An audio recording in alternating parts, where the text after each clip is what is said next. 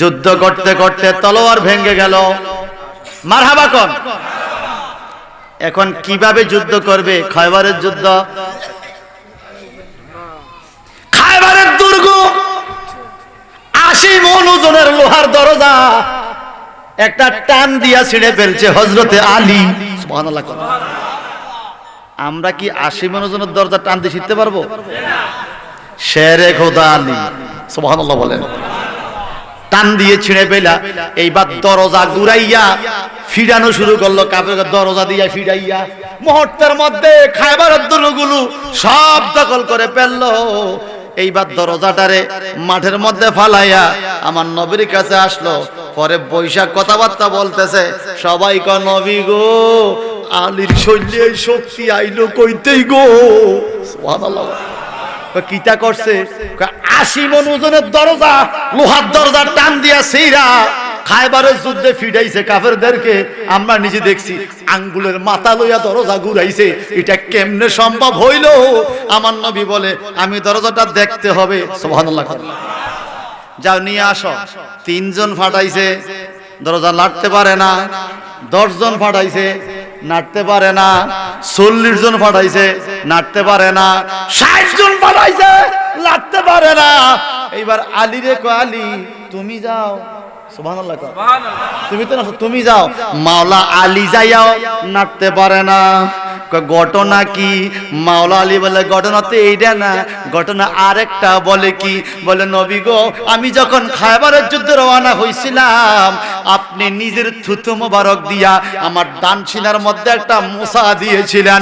এটা কি আলীর শক্তি নাকি রাসূলুল্লাহর থুতু মোবারকের শক্তিতে খায়বারের যুদ্ধে 80 মণ ওজনের লোহা ঘুরে? থুতু মোবারকের বরকত। সুবহানাল্লাহ বলেন। এটা ছিল সাহাবায়ে কেরামের ঈমান, আবু বকর সিদ্দিকের ঈমান। সুবহানাল্লাহ বলেন। এবার আসেন। ক্বালু আনুমিনু কামা আমানাস সুফাহা। কাফেররা ডাইকা কয় আমরা কি বোকাদের মতো ঈমান আনবো নাকি? কে বোকা? আবু হুরায়রার মতো লোক পর্যন্ত ঈমান আনছে। আবু হুরায়রাও বোকামি করছে। নাউজুবিল্লাহ কোন। আবু হুরায়রা, হুরায়রা মানে হলো বিড়াল, আবু মানে বাপ। আবু হুরায়রা মানে বিড়ালের বাচ্চার বাপ। ওনার নাম ছিল আব্দুল্লাহ, আব্দুল উজ্জা। মুসলমান হওয়ার পরে নাম হইছে আব্দুর রহমান। আমার নবীর কাছে আসছে বিড়ালের বাচ্চা কোলে কইরা, সাদরের ভিতর থেকে বিড়ালের বাচ্চা লাফ দিয়া পড়ছে। নবীকে আনতা আবা হুরায়রা, এই তুমি কি এই বাচ্চার বাপ নাকি? আব্দুর রহমান ডাইকা কয় নবী গো, আমার নাম ছিল আব্দুল্লাহ, আব্দুল উজ্জা। মুসলমান হওয়ার পরে নাম হইছে আব্দুর রহমান। আজকের থেকে সব নাম বাদ, আপনার জবান মোবারক দিয়া বাইর হইছে আবু হুরায়রা। আজকের থেকে আমি আবু হুরায়রা। আবু হুরায়রা অসংখ্য হাদিস। ওয়ান আবি হুরায়রা রাদিয়াল্লাহু তাআলা قال قال رسول الله সাল্লাল্লাহু আলাইহি সাল্লাম। আবু হুরায়রা হাদিস সবচেয়ে বেশি বর্ণিত হয়েছে। ওনার হাদিসগুলো মুতাওয়াতির পর্যায়ের হাদিস। আবু হুরায়রা মানে বিড়ালের বাচ্চার বাপ। নিজের নাম আব্দুর রহমান বাদ দিয়া নবীজির মুখের বাণী আবু হুরায়রা গ্রহণ কইরা নিছে। এটা হইল সাহাবায়ে কেরামের ঈমান। مولاي صل وسلم دائما ابدا على حبيبك। আমাদের দেশে যদি একজন ভাইয়ের 7 জন ছেলে থাকে বা 3 জন ছেলে থাকে, 2 জনে টাকা পয়সা দেয়, বাকি একজন দেয় না, তখন বাবা কি করে? এই বেটা, তোকে আমি সম্পদ দিব না, ঘর থেকে বাইরে, বাড়ির থেকে বাইরে, আমার বাকি 2 ছেলে কষ্ট করে টাকা পয়সা দেয়, তুই এর টাকা পয়সা দিস না, যা, তোকে আমি ত্যায্য করলাম, তুই চলে যা। বাবা এরকম বলে না? বলে কি না? তো আমরা আল্লাহর দুনিয়াতে থাকি, আল্লাহর দেওয়া নিঃশ্বাসে আমাদের জীবন বাঁচাই, আল্লাহর দেওয়া রিজিক খাই, আল্লাহ আলো দেয়, আল্লাহ বাতাস দেয়। আল্লাহ আমাদেরকে এত সুন্দর একটা বডি দিল। এই বডির দাম কত? একটা কিডনির দাম কত? হার্টের দাম কত? বাল্বের দাম কত? প্রতিটা রক্তকণিকার দাম কত? আপনার পুরা বডির অঙ্গ প্রত্যঙ্গের দাম কত? এত দামি জিনিস আল্লাহ পাক আমাদেরকে দিল, তবু আমরা আল্লাহরে ডাকি না, ঠিক মতো নামাজ পড়ি না। তারপরও আল্লাহ কি বলে জানেন? বন্দা আমাকে চিনে নাই তো কি হইছে, বন্দা তো আমারই, আমি তার খানার ব্যবস্থা করব। আমি তার খানার ব্যবস্থা, বন্দা তো আমার। যিনি ঘর বানায় ওই ঘরের প্রতি ওনার মায়া থাকে কিনা? ঘরটা নষ্ট হয়ে গেলে ওনার একটা মায়া থাকে, আরে আমার ঘরটা নষ্ট হয়ে গেল। আমার আল্লাহ বলে আদমের দেহটা আমি বানাইছি 60 গজ লম্বা, এই দেহের ভিতরে আমার হাবিবের নূরে মুহাম্মদী আছে। আমি আল্লাহ এই বান্দার ইমানদারের কলবে বাস করি, এই দেহটা জাহান্নামে যাক এটা আমি আল্লাহ চাই না। এজন্য আমি চেষ্টা করি আমার বান্দাদেরকে হেদায়েতের পথে রাখতে। চেষ্টা কে করে? আল্লাহ। আল্লাহ চায় না বান্দা দুজকে যাক, যার জন্য আল্লাহ পাক বলেন আমি জান্নাত বানাইলাম 8টা, জাহান্নাম বানাইলাম 7টা। জান্নাত কয়টা? জান্নাত বেহেশত কয়টা? 8টা। আর দুজক কয়টা? 7টা। তাহলে একটা বেশি। জোরে বলেন সুবহানাল্লাহ। আরো সবাই কর। সুন্নিদেরকে চেহারা দেখলে বোঝা যায়, টুপি যদি অন্যরাও মাথা দেয় তবুও বোঝা যায় চেহারা কয় সুন্নি। কথা কোন ঠিক কিনা? আপনাদের এদিকে কঙ্গাই একটা গ্রাম আছে, কঙ্গাই গ্রামে আমি প্রায় বছর মাহফিলে যাই। ওখানে এক ভদ্রলোক আছে, উনি উজানি সিলসিলার টুপি পরে। তা আমার দাওয়াত দিতে গেছে, আপনি ভয় পাইয়েন না, আমি মুজাদ্দিদিয়া কাদরিয়া তরিকার লোক। মারহাবা বলেন। চেহারা দেখে বোঝা যায়, চেহারার মধ্যে একটা নূরের ঝলক পড়ে। আল্লাহ তুমি আমাদের কবুল করো, সকলে বলুন আমিন। বিসমিল্লাহির রহমানির রহিম। وَإِذَا قِيلَ لَهُمْ آمِنُوا كَمَا آمَنَ النَّاسُ। সবাই বলেন নাই, সবাই বলেন আল্লাহু আকবার। قَالُوا أَنُؤْمِنُ كَمَا آمَنَ السُّفَهَاءُ أَلَا إِنَّهُمْ هُمُ السُّفَهَاءُ وَلَكِنْ لَا يَعْلَمُونَ।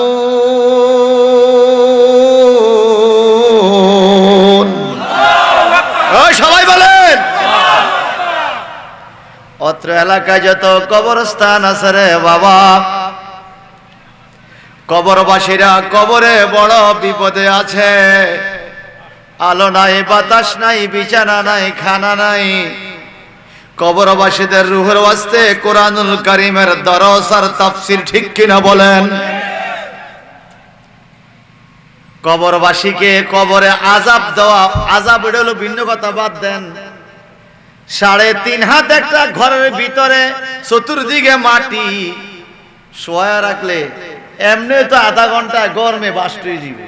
আযাব বাদ দেন না, আধা ঘন্টা গরমে এমনি তো বাস্ট হয়ে যাওয়ার কথা। কথা বলেন ঠিক কিনা? চতুর্দিকে দরজা জানলা বন্ধ করে চৈত্র বৈশাখ মাসের গরমে কি থাকা যায়? এই ছোট্ট ঘরটাতে কিভাবে থাকবো? কিভাবে আমরা থাকব? আমার নবীজি বলেন ওয়ালাদুন সালেহুন, নেককার সন্তান যারা মাহফিলে বসে গেছেন মা বাবার রূহের ওয়াস্তে, এই নেককার সন্তানদের জিকির আজকার দুরূদ মিলাদ যখন জবান দিয়ে বেরিয়ে আসে, এখান থেকে একটা হাদিয়া মা বাবার কবরে যায়। আর আল্লাহ বলে ফেরেশতারা রে, এই লোকের মা বাবার কবরটারে 70 গজ চওড়া বানায়া দাও। আয় জোরে জোরে বলো সুবহানাল্লাহ। 70 গজ প্রশস্ত করে দাও, কবরের মধ্যে জান্নাতি পোশাক বিছায়া দাও। তাইলে আমরা মা বাবার রূহের রাস্তায় মাহফিল দিলে লাভ না লস? আওয়াজ দিয়া বলেন। আমার আল্লাহ বলেন ওয়াইজা কিলা লাহুম, যখন তাদেরকে বলা হলো আমিনু তোমরা ঈমান আনো, কামা আমানান নাস মানুষরা যেভাবে ঈমান এনেছে। এটা কোরআন শরীফের সূরা বাকারার আয়াত। আমিনু তোমরা ঈমান আনো, কামা আমানান নাস যেভাবে মানুষগুলো ঈমান এনেছে। এখন আমরা ঈমানদার কিনা সন্দেহ লাগে? আমরা ঈমানদার কিনা সবাই বলেন। যদি বলতাম কে বিএনপি, হাত তুলতো না, কে আওয়ামী লীগ হাত তুলতো না, কে ইসলামিক ফ্রন্ট হাত তুলতো না, কিন্তু সবাই তো ঈমানদার, এতে কোনো সন্দেহ নাই, ঠিক কিনা বলেন? এটা বলতে কোনো আপত্তি আছে? আমরা কি বলে না, আমারও আজকে কথা কইতে হইব। আগামী দিন বলবেন কি কইলো মিয়াজি সাহেব বুঝলাম না, হবে না, আমারও আজ বুঝতে হইব। না বুঝলে পরে ওখান থেকে বলবেন আমি বুঝি না, আমি আবার রিপিট করব। খবর যেমনে বড় আমি বলবো দুঃখিত, আমি আবার বলছি, তারপর আপনি বুঝতে হবে আমরা ঈমানদার কিনা। দেই ডাইন হাতটা তোলেন তো। নারে তাকবীর, নারে রিসালাত। আমরা ঈমানদার মাহফিলে বসে রয়েছি না, এখানে মুর্শিদ আইছে না, আবার কিছু লোক দোকানে বসে রয়েছে, আছে কিনা? এজন্য কবি নজরুল একটা কথা বলে আমি শুরু করতেছি। আরে কেহু করে বেচা কেনা, কেহু করে বেচা কেনা, কেহু কান্দে, রাস্তায় পড়ে দৌড়বি যদি তারে চলো মুর্শিদের বাজারে, চলো মুর্শিদের বাজারে। বলেন কেহু করে বেচা কেনা, কেহু করে বেচা কেনা, কেহু কান্দে, রাস্তায় পড়ে দৌড়বি যদি তারে চলো, চলো মুর্শিদের বাজারে। জবানটা বড় করুন আল্লাহু আকবার। বাজান রে, কোরআন শরীফে 3 প্রকার সূরা আছে মানুষের আকীদা নিয়ে। একটা সূরা আছে সূরা কাফিরুন, কাফেরদের বৈশিষ্ট্য বলা আছে। আর একটা সূরা আছে সূরা মুনাফিকুন, মুনাফিকদের বৈশিষ্ট্য বলা আছে। আর একটা সূরা হলো সূরা মুমিনুন, মুমিনদের বৈশিষ্ট্য বলা আছে। কোরআন শরীফে সূরার নাম সূরা মুমিনুন, আমাদের দেশে মানুষের নাম মুমিনুন। আমরা একটু আগে হাত তুললাম, আমরা মুমিনুন। আল্লাহর হাবিবের যতগুলো নাম মোবারক আছে, আল্লাহ পাক এই গুনাহগারকে কতবার দেখাইছে হিসাব করি নাই। আল্লাহর হাবিবের মুমিনুন নাম মোবারকটা কোথায় লেখা আছে শুনেন। মসজিদে নববীতে বাবু সালাম দিয়ে ঢুকবেন, যখন রাসূলুল্লাহকে সালাম দেওয়ার জন্য রওজা মোবারকে বাবু সালাম দিয়ে ঢুকবেন, বাম দিকে রিয়াজুল জান্নাহ, নবীজির মিম্বার মোবারক, নবীজির রওজা মোবারক। আর ডান দিকে লেখা আছে বাবু সালাম থেকে বাবুল বাকি পর্যন্ত নবীজির নাম মোবারক, মুহাম্মদ মুস্তাফা সাল্লাল্লাহু আলাইহি সাল্লাম, আহমদ সাল্লাল্লাহু আলাইহি সাল্লাম, মুস্তাফা মুর্তবা আনিসুন রউফুন রহিমুন। এইভাবে লিখতে লিখতে লিখতে লিখতে লিখতে লিখতে এক জায়গায় যায় দেখলাম আমার নবীজির একটা নাম আছে মুমিনুন। আমরাও মুমিন, নবীও মুমিন, আমাদের দেশের মানুষের নাম মুমিন, কোরআন শরীফে সূরার নাম মুমিন। আল্লাহ বলে তোমরা কি জানো আমি আল্লাহও মুমিন। মুমিনুন মুহাইমিনুন আসেনি, আজিজুল জব্বারুল মুতাকাব্বির আছে কি না? কর খুব খেয়াল করবেন। ওলামায়ে কেরাম স্টেজ ভরা। I have no knowledge for advice to you by the Holy Quran and Hadith, because I know there are many ulama-e kiram present in this stage. আমার চাইতে অনেক বেশি জ্ঞানী গুণী আলেম ওলামা স্টেজে বসা আছেন। আমরা আল্লাহ আল্লাহ রাসূল রে মাইনা মুমিন হইছি, ঠিক কিনা? আমার নবীও আল্লাহরে মানে, এই জন্য আল্লাহ নিজেই নবীর নাম দিছে মুমিন। ফেরেশতারা আল্লাহ আল্লাহ রাসূলকে মানে, এই জন্য ফেরেশতাদের নামও মুমিন। আপনাদের কাছে ছোট্ট একটা প্রশ্ন রাখি বাজান, আল্লাহ বলে আল্লাহও বলে মুমিন। মুমিন হয় কাউকে মানলে, কাউকে বিশ্বাস করলে। আমরা নবীরে বিশ্বাস কইরা মুমিন হইলাম, ফেরেশতা মাইনা মুমিন হইলাম। আমানতু বিল্লাহ ওয়া মালাইকাতিহি ওয়া কুতুবিহি ওয়া রাসূলিহি ওয়াল ইয়াউমিল আখিরে, এই কথাগুলো মাইনা আমরা মুমিন হইলাম। আল্লাহ নিজেও নাকি মুমিন। আল্লাহ তুমি কারে মাইনা মুমিন হইলা? তুমি কারে বিশ্বাস করে মুমিন হইলা? তুমি কারে বিশ্বাস করে মুমিন হইলা? একটু জবানটা বড় করে কেন আল্লাহু আকবার। খুব খেয়াল, আল্লাহ কারে মাইনা মুমিন হইলো, আল্লাহ কারে বিশ্বাস করে মুমিন হইলো, জবানটা বড় করে কেন আল্লাহু আকবার। ভাইজান রে, আল্লাহ পাক যখন বলেছিল আমি মানুষ বানাবো, ফেরেশতারা ডাকিয়া বলছিল না না না, আতাজআলু ফিহা মান ইউফসিদু ফিহা ওয়া ইয়াসফিকুদ দিমা, তুমি কি চাও দুনিয়াতে মারামারি কাটাকাটি লাগাইতে রক্তারক্তি করতে? আল্লাহ তুমি মানুষ বানায়ো না, আল্লাহ তুমি মানুষ বানায়ো না। ওয়া নাহনু নুসাব্বিহু বিহামদিকা ওয়া নুকাদ্দিসু লাক, আমরাই তো তোমার প্রশংসা করি, আমরাই তোমার ইবাদত করি। ফেরেশতারা নিষেধ করছে মানুষ বানায়ো না। আর আল্লাহ বলেন ক্বালা ইন্নী আ'লামু মা লা তা'লামুন। এটা তুলে দেন। ক্বালা ইন্নী আ'লামু মা লা তা'লামুন। সুবহানাল্লাহ কোন। আল্লাহ বলে এই ফেরেশতারা, আমি যাহা জানি তোমরা তাহা জানো। সুবহানাল্লাহ কোন। আমি যাহা জানি তোমরা তাহা জানো। এই কসুয়া পৌরসভার লাকি মাইকের আওয়াজ যত দূরে যায় ভালো করে শোনেন রে। আমরা আল্লাহর মাইনা মুমিন হইলাম। আল্লাহ কোন নিজের নাম মুমিন। কি বিশ্বাস আছে আল্লাহর? আল্লাহর বিশ্বাস আছে কি যে আমার নবী যখন দুনিয়াতে যাবে রে, কিছু কিছু মানুষ নবীরে স্বাগতম জানাবে, আমার নবীর কথা শুনে আমার ঈমান আনবে আর আমাকে সিজদা দিবে। এই কথা আমি আল্লাহর বিশ্বাস আছে, এই জন্য আল্লাহর নাম মুমিন মানি বিশ্বাসী।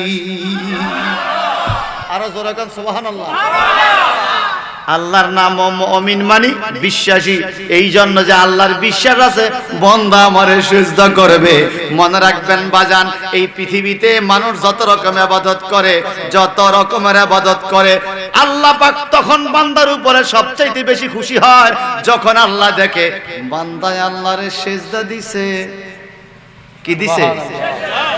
বান্দা যখন আল্লাহরে সিজদা দেয় তখন আল্লাহ বেশি খুশি হয়। আওয়াজ দিয়া কোন সুবহানাল্লাহ। এখন বিজ্ঞান আবিষ্কার করছে সিজদা দিলে মানুষের বডির কি উপকার হয়। সুবহানাল্লাহ বলেন। হায় রে ভাইজান, আমেরিকার এক্সারসাইজ সেন্টারে ব্যায়ামের স্কুলে ছাত্র ভর্তি করাইছে। স্যারে ব্যায়াম করায়, হাত উপরে তোলো, নিচে নামাও, সোজা হও, বাঁকা হও, ডাইনে ঘুর, বামে ঘুর, ব্যায়াম করায় না? এখন ওই সেন্টারে একজন মুসলমান ছেলে ভর্তি হয়েছে। এই ছেলে বলে, স্যার আপনি যে ব্যায়ামটা করছেন এটা আমার খুব ভালো লাগছে, আমি একটা ব্যায়াম জানি, দেখেন তো আমার ব্যায়ামটা কেমন হয়। সবাই বড় করে কন। যার ইচ্ছা না হে কইন না, যার ইচ্ছা সবাই কন। আমি একটা ব্যায়াম করি, দেখেন তো কেমন হয়। এই ছেলেটা ওযু কইরা আল্লাহু আকবার নামাজের নিয়ত উত্তইছে, সুবহান রাব্বিল আযীম, সোজা হও, সামি আল্লাহু লিমান হামিদা, আছে কিনা? ডাইনে গুর, আসসালামু আলাইকুম ওয়া রাহমাতুল্লাহ, বামে গুর, আসসালামু আলাইকুম ওয়া রাহমাতুল্লাহ, আছে কিনা বলেন? এরপরে সিজদা গেল। খুব ভালো করে শোনেন, যারা সিজদায় যায় যত টেনশন আপনার মাথা থাকুক না কেন, মাথা আপনার টেনশন ভরা, আপনি কোনো কুল কিনার খুঁজে পান না। আপনি আল্লাহর জন্য সিজদায় নামেন, আপনি 2-10 সেকেন্ড সিজদায় পড়ে থাকেন অথবা 1 মিনিট সিজদায় পড়ে থাকেন, প্রমাণ কইরা দেখেন সিজদার থেকে উঠার পরে দেখবেন আপনার শরীরটা কত স্বস্তি হয়ে গেছে। তার কারণ মানুষের মাথার মগজগুলো সব সময় উপরের দিকে থাকে, সব সময় উপরের দিকে থাকে, সব সময় উপরের দিকে থাকে টার্গেট। ঘাড়ের রগগুলো থেকে নিচের দিকে রক্ত নেয়, উপরের দিকে টানে, এই কাজগুলো সে করে। যখন বান্দা সিজদা যায় তখন মাথার মগজটা নিচে থাকে, রগগুলো নিচের থেকে সহজ হয়ে যায়, ঘাড়ের রগগুলো সোজা হয়ে যায়, কোমরের হাড়টা সোজা হয়ে যায়, রক্ত সঞ্চালন সুন্দর হয়ে যায়। এই কথাগুলো যখন দেখলাম, ওই টিচার বলে, ছেলে রে তুমি কোথায় শিখলে এত সুন্দর একটা ব্যায়াম? বলে, our teacher was prophet Muhammad Mustafa সাল্লাল্লাহু আলাইহি ওয়াসাল্লাম ফর এক্সারসাইজ। আমাদের এই ব্যায়ামের বড় শিক্ষক হইল আমাদের নবী মুহাম্মদ। এটা কি রে? What is this? এটা কি? আমাদের নবী বলছে this is prayer for Lord, এটা হলো আল্লাহর জন্য নামাজ, আমরা এটাকে নামাজ বলি। ওই টিচার বলে ইয়া student, it is only no only prayer for lord, but it is the greatest medicine, but it is the greatest exercise of body of human. শুধু এটা নামাজ নয় রে, একজন মানুষের বডিকে মজবুত করার জন্য যত ধরনের ব্যায়াম আছে, it is greatest exercise for body of human. 2 রাকাত নামাজ একজন মানুষের শরীরের জন্য সবচাইতে বড় ব্যায়াম। এই জোরে বলেন সুবহানাল্লাহ। সবচাইতে বড় ব্যায়ামের নাম হলো নামাজ। বলেন কি কি কি? আরো জোরে বলেন। সবচাইতে বড় ব্যায়ামের নাম হলো নামাজ। এখন বাজান আমার, আল্লাহ পাক বলে বান্দা আমার জন্য নামাজ পড়বে, এটা আমার বিশ্বাস আছে, এই জন্য আমার নাম মুমিন। সুবহানাল্লাহ। এখন আমরা কি নামাজ পড়ি? সবাই বলেন। সপ্তাহে 2 রাকাত, বছরে 2 রাকাত। নামাজি আছে তো আমগো দেশে, কিছু আছে ঈদের নামাজি, কিছু আছে জুমার নামাজি, আবার কিছু আছে ঈদের নামাজও পড়ে না, জুমার নামাজও পড়ে না, জানাজাও পড়ে। কথা কয় দলের স্বার্থে। কিছু কিছু নেতা আছে জীবনে টুপি মাথাত না দিল, ভোট আইলে টুপিটা কিনে, আর কথা কয় না। এই নির্বাচন আইছে, টুপির দাম বাড়বো, কিন্তু নির্বাচন আসলে কিছু কিছু নেতা টুপি মাথা দেয়, কথা বলেন না। কুরআনুল কারিমে এই সূরা নাকি সঠিক সূরা নয়, এটা নাকি জাল সূরা কোরআন শরীফে সাহাবীরা বলছে। বলেন এটা কি মুমিন হতে পারে? আমাদের দেশের যুবক শ্রেণীর ভাইরা ওদেরকে খুব অনার করে। কেন অনার করে? এ খুব ভালো কথা বলে, খুব ভালো কথা বলে, সুন্দর মিষ্টি ভাষায় কথা বলে। আর ওর কথা শুনে শুনে বাপ হইছে শাহপুরে মুরিদ, ফুলা গেছে গা আউলাইয়া, এরকম আছে কিনা কিছু? কথা বলেন আছে কিনা বলেন। আমার শাহাদাপুরে এক ভদ্রলোক তার ছেলেকে বলছে তুই এই কথাটি আর কোস না। ছেলে ঢাকা ইউনিভার্সিটিতে পড়ে। ছেলে আইসা বলে আব্বা যা করছেন আপনারা সব ভুল। বলে কি? বলে যে নামাজ পড়ছেন, বিছানার দোয়া পড়ছেন, তাকবীরে তাহরিমা বানছেন, নিয়ত বানছেন, ঠিকমতো দাঁড়ান নাই, এগুলো সব ভুল। মিলাদ কিয়াম জানাজার দোয়া এগুলো সব ভুল। জিয়ারত এগুলো কিচ্ছু হয় না, সব ভুল। কে রে হন? আমি আব্দুস সোহান হুজুরের মুরিদ। বুড়া কয় আমি আব্দুস সোহান আল কাদরি হুজুরের মুরিদ। এই হুজুররা ব্যাগ ভুল নি করছে। কয় আব্বা এটি সব ভুল। কয় আমার জীবনে সব ভুল। কয় সব ভুল। কার একটা ভুল হইছে? কয় কি? কত জন্ম দিছি, এটাও তো ভুল। আমার জীবনে যে কটা ভুল এর মধ্যে তোর জন্ম দিছি না, এটাও কি ভুল? আমাদের দেশে লেডিজ মার্কা নামাজ পড়ে না ফাড়ি আছে কিনা কোন? এভাবে বুকের উপর হাত দিয়া, এটা হাদিসে আছে তো, এটা হাদিস, এটা অস্বীকার করার সুযোগ নাই। বুকের উপরে হাত দিয়া নামাজ পড়া হাদিস, নাবির নিচে নামাজ পড়া হাত দিয়া নামাজ পড়া হাদিসও সুন্নাহ। সুন্নত কারা কয়, হাদিস কারা কয়, এটা বুঝে না তো, কারণ বাংলা কিতাব পড়ছে তো। সে তো আরবি তাহকিক তারিফ করে কিতাব পড়তে পারে না, সে তো বাংলা কিতাব পড়ছে। রাগ করবেন না, গ্রাম দেশের কিছু ডাক্তার আছে, ওনারা চিকিৎসা করে গ্রামের লোকের। যদি বলে আমি হাড়ের রোগীর অপারেশন করব, সম্ভব হবে? হবে, তবে রোগী মারা যাবে।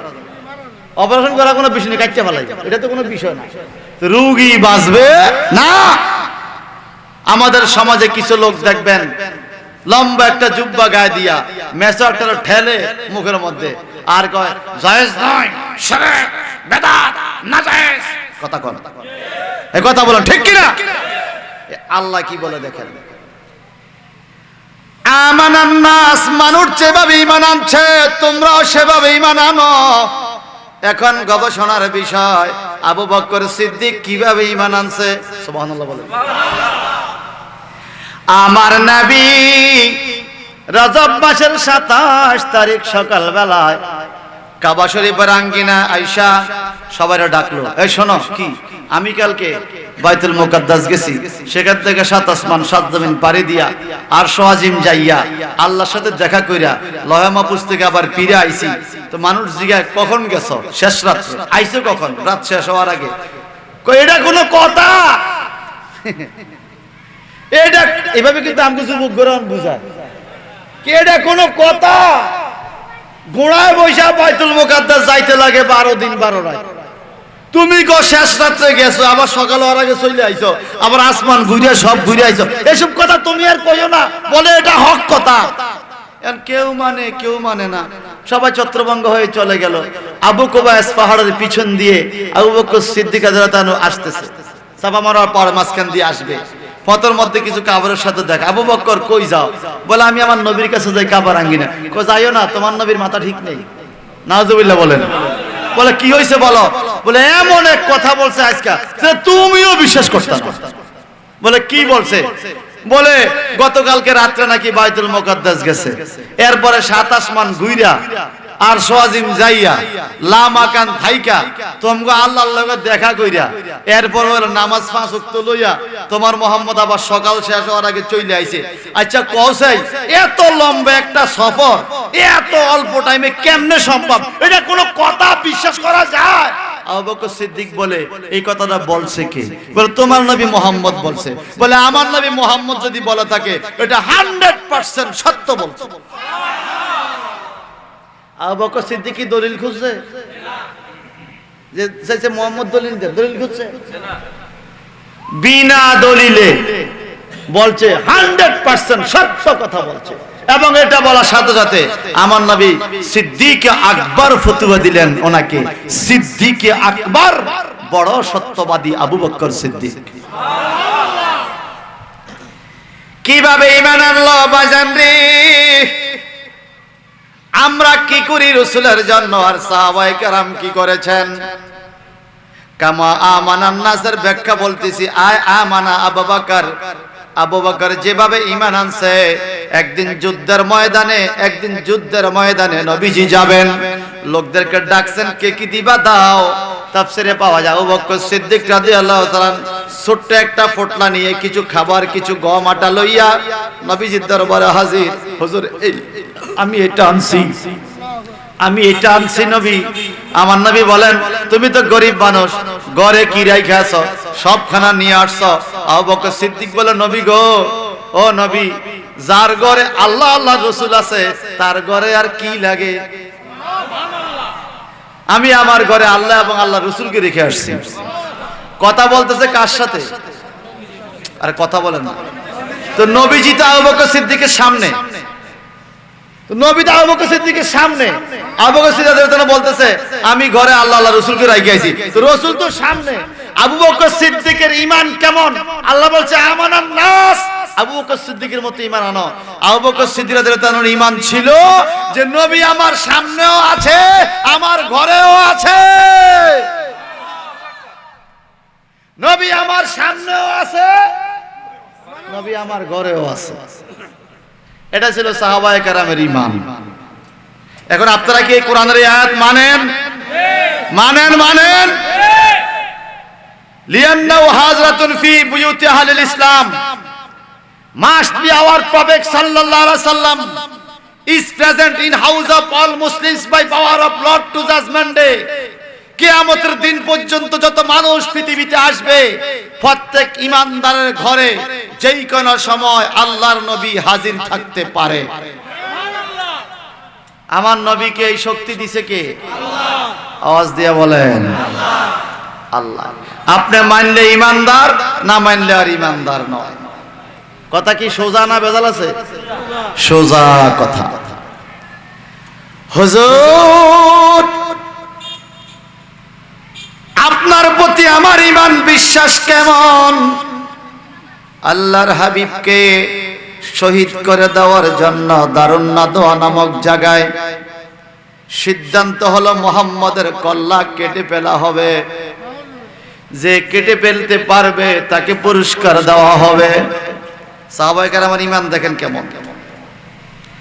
আমার নবীজি আবু বকর সিদ্দিক রাদিয়াল্লাহু তাআলা আনহুকে ডেকে বললেন, আবু বকর তুমি রেডি থাইকো, মক্কার পরিবেশ আর ভালো লাগে না। আমি যেই কোনো এক রাতে তোমাকে নিয়ে মক্কা থেকে বেরিয়ে যাব। সুবহানাল্লাহ। আমি যেই কোনো এক রাতে তোমাকে নিয়ে মক্কা থেকে বেরিয়ে যাব আবু বকর, তুমি রেডি থাইকো। সুবহানাল্লাহ। কোন কোন কিতাবে আছে 4 মাস আগের কথা। কয় মাস? আবু বকর সিদ্দিক রাদিয়াল্লাহু তাআলা আনহুকে বলছে তুমি রেডি থাইকো। আমার নবীজি ডাক দিলেন, আলী কি এদিকে আসো। এখানে ওয়া আমানা আলী, আলী যেভাবে ঈমান আনছে তোমরা সেভাবে ঈমান আনো। হযরত আলী রাদিয়াল্লাহু তাআলার ঈমান কেমন ছিল? আমার নবীজি ডাইকা বলে, আলী রে, ও আলী, চতুর্দিক দিয়া কাফেররা তরোয়াল নিয়ে ঘুরতেছে, আমার কল্লা পেলে ফেলবে, আমাকে হত্যা করবে। 622 খ্রিস্টাব্দে আজকে আমি এখান থেকে বেরিয়ে যাব আমার ঘর থেকে, তারা আইসা দেখবে আমি ঘরে নাই, পিছন দিয়ে আমাকে ধাওয়া করবে। তুমি একটা কাজ করো, আমার বিছানায় আমার বালিশের উপরে মাথা রাইখা তুমি আলী আমার সবুজ রঙের চাদরটা গায়ে দিয়া লম্বা হইয়া শুয়া থাকো। আমি যেইভাবে শুয়া থাকি তুমিও সেইভাবে শুয়া থাকো। কাফেররা মনে করবে আমি শুয়া রইছি, আমি এদিক দিয়ে চলে যাব। তোমার কি তলোয়ারের নিচে শোয়ার ইচ্ছা আছে, সাহস শক্তি আছে? মাওলা আলী বলে, নবী গো, আমি রাজি আছি আপনার জন্য, আপনার বিছানায় আমি শুয়ে থাকব, আপনি সহি সালামতে চলে যান। আপনাকে মনে করে কাফেররা যদি আমাকে হত্যা করে ফেলে, আপনি নবীর জন্য আমি আলী জীবন দিতে পারলে জীবন ধন্য হবে। জোরে বলেন সুবহানাল্লাহ। আল্লাহ যে বলছে আমিনু কামা আমানান নাস, সাহাবায়ে কেরামের মতো ঈমান আনো। আপনাদের কইলাইন এই মসজিদের খতিব সাহেব হুজুর যদি বলে যে আমি শুনতে পাইছি আজকে রাত্রে এই এলাকার কোন এক সন্ত্রাস আমাকে জবাই করে দিবে, ও মুয়াজ্জিন সাহেব তুমি একটু আমার রুমে আমার জুব্বাটা গায়ে দিয়া আমার কম্বলটা গায়ে দিয়া শুয়ে থাকো, আমি চলে যাই। তারা আমাকে মনে করে তোমাকে হত্যা করুক, আমি চলে যাই। মুয়াজ্জিন কি এই কথা শুনবে? মুয়াজ্জিন বলবে সন্ত্রাস আসার আগে আমি আপনারে এখনই মেরে ফেলবো। আপনারা কেমন কথা বললেন? আপনি চলে যাবেন আর আমাকে মেরে ফেলবে। কিন্তু আমার নবীর সাহাবায়ে কেরাম কেমন আশিক ছিলেন, কেমন দরদি ছিলেন, কেমন মায়াবী ছিলেন, কেমন প্রেমিক ছিলেন, কেমন সম্মান নবীকে করতেন। নিজে শুয়ে গেলেন নবীর বিছানায় আর বলে, ইয়া রাসূলুল্লাহ বাইরে না, আপনি চুপে চুপে বাইরে যান, আমি শুয়ে থাকি। কাফেররা মনে করবে মোহাম্মদ শুয়ে রয়েছে, আমি শুয়ে থাকি। আমার নবী আলীরে মাথা মোসাদে, আলী আলী আলী, এটা কথা কি? বলে অমুকের তলোয়ার, অমুকের স্বর্ণের চেইন, অমুকের এই জিনিস এই জিনিস এই জিনিস আমার কাছে মানুষ আমানত দিত, এগুলো আমার কাছে আছে। তারা আমার উপর ঈমান আনে না, কিন্তু আমি যে জিনিসপত্র নষ্ট করি না, আমানতের খেয়ানত করি না, তারা এটা মানে। এই জিনিসটা তোমার কাছে দিয়ে গেলাম, ধরো ধরো। এই তুমি যার যার জিনিস তার তার কাছে পৌঁছায়া দিও, 3 দিন পরে মদিনা আইও। জোরে বলেন মাওলা আলী গো, নবী গো, আমি তো বুঝে গেছি আপনার এলমে গায়েব আছে। জোরে খান সুবহানাল্লাহ। এই আলী বলো কি? হযরত আলী মসলা বাই করে এই কথা থেকে নবী গো তলোয়ারের নিচে শোয়াইয়া দিয়া গেলেন। এরপরে বলতেছেন 3 দিন পরে আইতাম। বোঝা গেল রাসূলুল্লাহর জবান দিয়া যেহেতু বাইর হইছে 3 দিন পরে আমি মদিনায় আসব, আগামী 3 দিন পর্যন্ত আমি আলীর হায়াত আছে। এই জন্য আল্লাহ বলেন আমিনু কামা আমানান নাস, যেইভাবে আলী, আবু বকর, ওমর, ওসমান ঈমান আনছে রে, তোমরা সেইভাবে আমার রাসূলের প্রতি ঈমান আনিও। সুবহানাল্লাহ। রাসূল পাক বেরিয়ে গেলেন। আপনাদের কষ্ট হচ্ছে? কথা কি আমার বুঝেন? রাসূল পাক বেরিয়ে গেলেন। আবু বকর বাড়ির দরজা হাজির হলেন রাত্রিবেলা। দরজা আওয়াজ দিল, সাথে সাথে দরজা খুলে আবু বকর সিদ্দিক বলে, হুজুর চলেন। সিনার মধ্যে পানি, কাপড়ের ব্যাগ, হাতের মধ্যে লাঠি, সফরের জন্য যা দরকার রেডি। আমার নবী বলে, আবু বকর এই মাত্র আওয়াজ দিলাম, তুমি দরজা খুলে বললা চলেন, জাগলা কখন? মালপত্র লইলা কখন? রেডি হইলা কখন? বিষয়টা কি বলো? বলে ইয়া রাসূলুল্লাহ, ইয়া হাবিবাল্লাহ, আপনি আরো কয়েক মাস আগে আমাকে বলেছিলেন আবু বকর, মক্কার পরিস্থিতি ভালো মনে হয় না, আমি তোমাকে নিয়ে যেই কোনো রাত্রে বেরিয়ে যাব, তুমি রেডি থাইকো। নবীজি গো, যেদিন আপনি এই কথা বলেছেন সেদিন থেকে একটি রাত্র আমি আবু বকর আমার পিঠটাকে মাটিতে লাগাই নাই, আমি ঘুমাই নাই, আমি রেডি হইয়া দরজার খিলি ধরে দাঁড়ায় রইছি। রাসূল পাক কখন ডাক দেয় সাথে সাথে যেন রাসূলুল্লাহর ডাকে আমি সাড়া দিতে পারি। এই ছিল আবু বকর সিদ্দিকের ঈমান। আর আমাদের হুজুরদের প্রতি আমাকে ঈমান কেমন? হুজুর মানি, ভোট দিতাম না। ইমাম মানি, কিন্তু ভোট। যদি এই মসজিদের খতিব সাহেব প্রার্থী হয় আজকে, যে আমি প্রার্থী হলাম, আপনাকে এখানে মেম্বার চেয়ারম্যান, ভোট দিবেন নি, ইমামতির থেকে আমরা বাচ্চান খাই, ইমামতি লাগতো না। কসুয়াতে এক ভদ্রলোক চেয়ার মার্কা প্রার্থী হয়েছে এই বছর এমপি, ইমামতি করতে একটা মসজিদে। মসজিদের কমিটি ফোন দিয়েছে, হুজুর আপনি তো এমপি হয়ে যাইতে আছেন, আর আইয়েন না, ইমামতি আমগো লাগতো না। মানে ইমামতি বা চিন্তা করেন, চিন্তা করতে পারেন ইসলামের পক্ষে কথা বললে আমাদের মাইন্ড কোথায় চলে গেছে, আমাদের মাইন্ড কত ন্যারো হয়ে গেছে। আবু বকর সিদ্দিক রাদিয়াল্লাহু আনহু দরজা দাঁড়িয়ে আছেন, রাসূল কখন ডাক দিবে, আর আমরা ডাক দিলে লোক পাওয়া যায় না। কথা বলেন ঠিক কিনা? আমরা মাযহাব মিল্লাতের তরিকতের কোন খেদমতে ডাক দিলে লোক পাওয়া, এমনি মুসলমান আছে তো আমাদের মুসলমানরা মাশাআল্লাহ, মুসলমান যে এটা বোঝা যায় কোরবানি ঈদের দিন। কথা কোন ঠিক কিনা? কোরবানি ঈদের দিন বোঝা যায় এই যে মুসলমান, গোশত একটু খাওয়ান লাগবে, কোরবানি দেখ আর না দেখ গোশত লাগবেই। কথা বলেন ঠিক? হুজুর চলেন, যাইতে যাইতে যাইতে যাইতে গারে সুরের কাছে চলে গেল আমার নবীজি আর আবু বকর সিদ্দিক। গত 1-1.5 মাস আগেও সেখান থেকে আসলাম, আবার মাসখানিক পরে যাচ্ছি বাজান। গারে সুরে যেখানে হিজরতের রাতে গুহার ভিতরে আমার নবী অবস্থান করেছেন, এই দৃশ্য দেখলে এমন কোন পাষাণ হৃদয় নাই যে চোখের পানি পড়ে না। কেমনে আমার নবী এত উপরে উঠলো, কেমনে রে নবী এত কষ্ট করলো। গুহার সামনে গেল, গুহার সামনে যাইয়া তাকায়া দেখে গুহার ভিতর অন্ধকার দেখা যায়। আমার নবী নামতে চাইলেন, আত্মগোপন করবেন, দুজনে পিছন দিক দিয়ে কাফেররা দৌড়াইতেছে। আমার নবী দেখতেছে অন্ধকার, আবু বকর দেখে অন্ধকার। নবী বলে আবু বকর তুমি থাকো, আমি নামি আগে। আমার নবীর হাতের মধ্যে দইরা কই, ইয়া রাসূলুল্লাহ আপনি উপরে থাকেন, আমি আবু বকর আগে নামি। অন্ধকার, কোন হিংস্র প্রাণী সাপ বিচ্ছু থাকতে পারে গো, আঘাত যদি করে আমি আবু বকরকে আগে করবে, আপনি উপরে থাকেন। আমার নবীজি উপরে, হুজুর আবু বকর সিদ্দিক নিচে নামলেন, নবী আবেগে উকি দিলেন। আবু বকর বলে ইয়া রাসূলুল্লাহ এতক্ষণ দেখলাম গুহাটা অন্ধকার, আপনি যখন উকি দিলেন আপনার চেহারার নূরের আলোতে গুহাটা আলোকিত হয়ে গেছে। হযরত আবু বকর সিদ্দিক চতুর্দিক থেকে পরিষ্কার করে নিজের কান্দের রুমালটারে একটু একটু করে ছিঁড়িয়া ছিঁড়িয়া ভয়ঙ্কর গর্তগুলোর মুখগুলো বন্ধ করে দিলেন।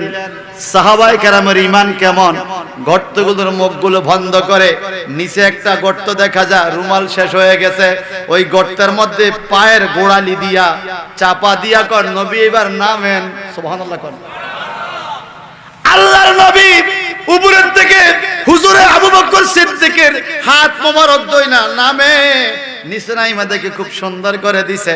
আমার নবী বলে, আবু বকর, আজকে হিজরতের রাত্রে দুনিয়ার গর্তের ভিতরে তুমি আগে নাইমা পরিষ্কার কইরা পরে রাসূলুল্লাহরে নামাইছো। শোনো আবু বকর, তোমার উপর আমি বড় খুশি হয়েছি। কবরের গর্তে আমি নবী আগে নামবো, তোমার জায়গা রেডি করে রাখবো, তুমি আমার পরে কবরে আমার পাশে ঘুমানোর জায়গা হবে। আল্লাহু আকবার।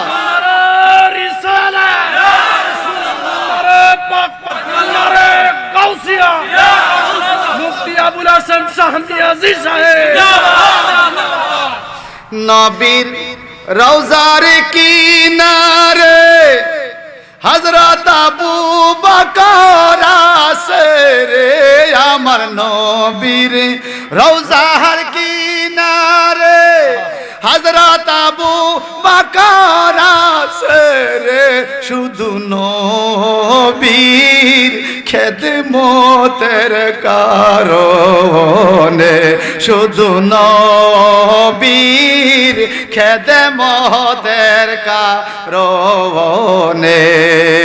ও মদিনার মাটি রে, তুই যে বড় খাঁটি রে, বলেন ও মদিনার মাটি রে, তুই যে বড় খাঁটি রে, আমার নবীর কারণে, বলে না আমার নবীর কারণে।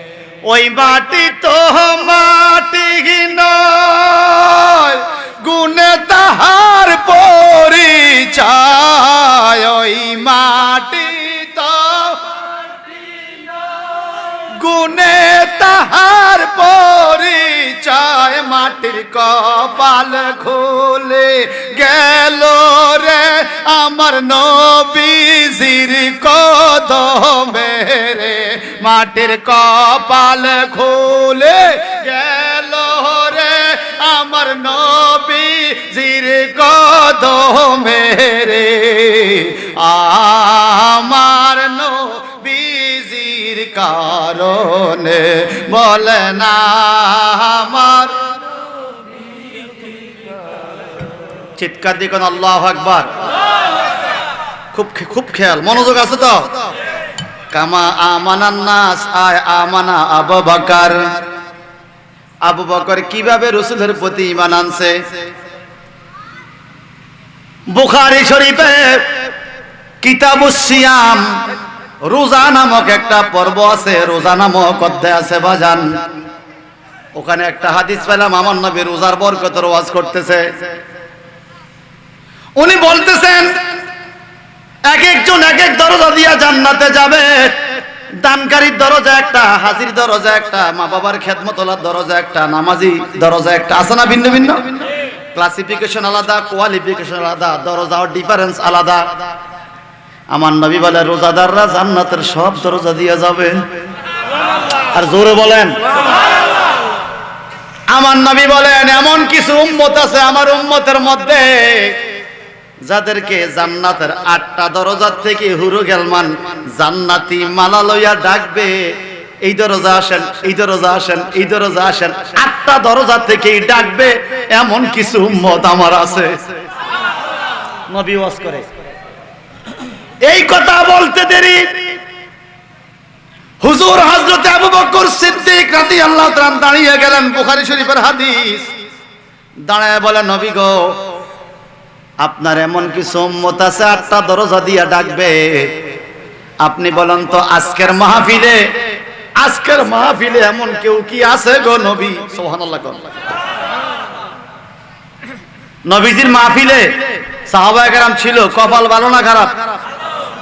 খুব খেয়াল, মনোযোগ আছে তো।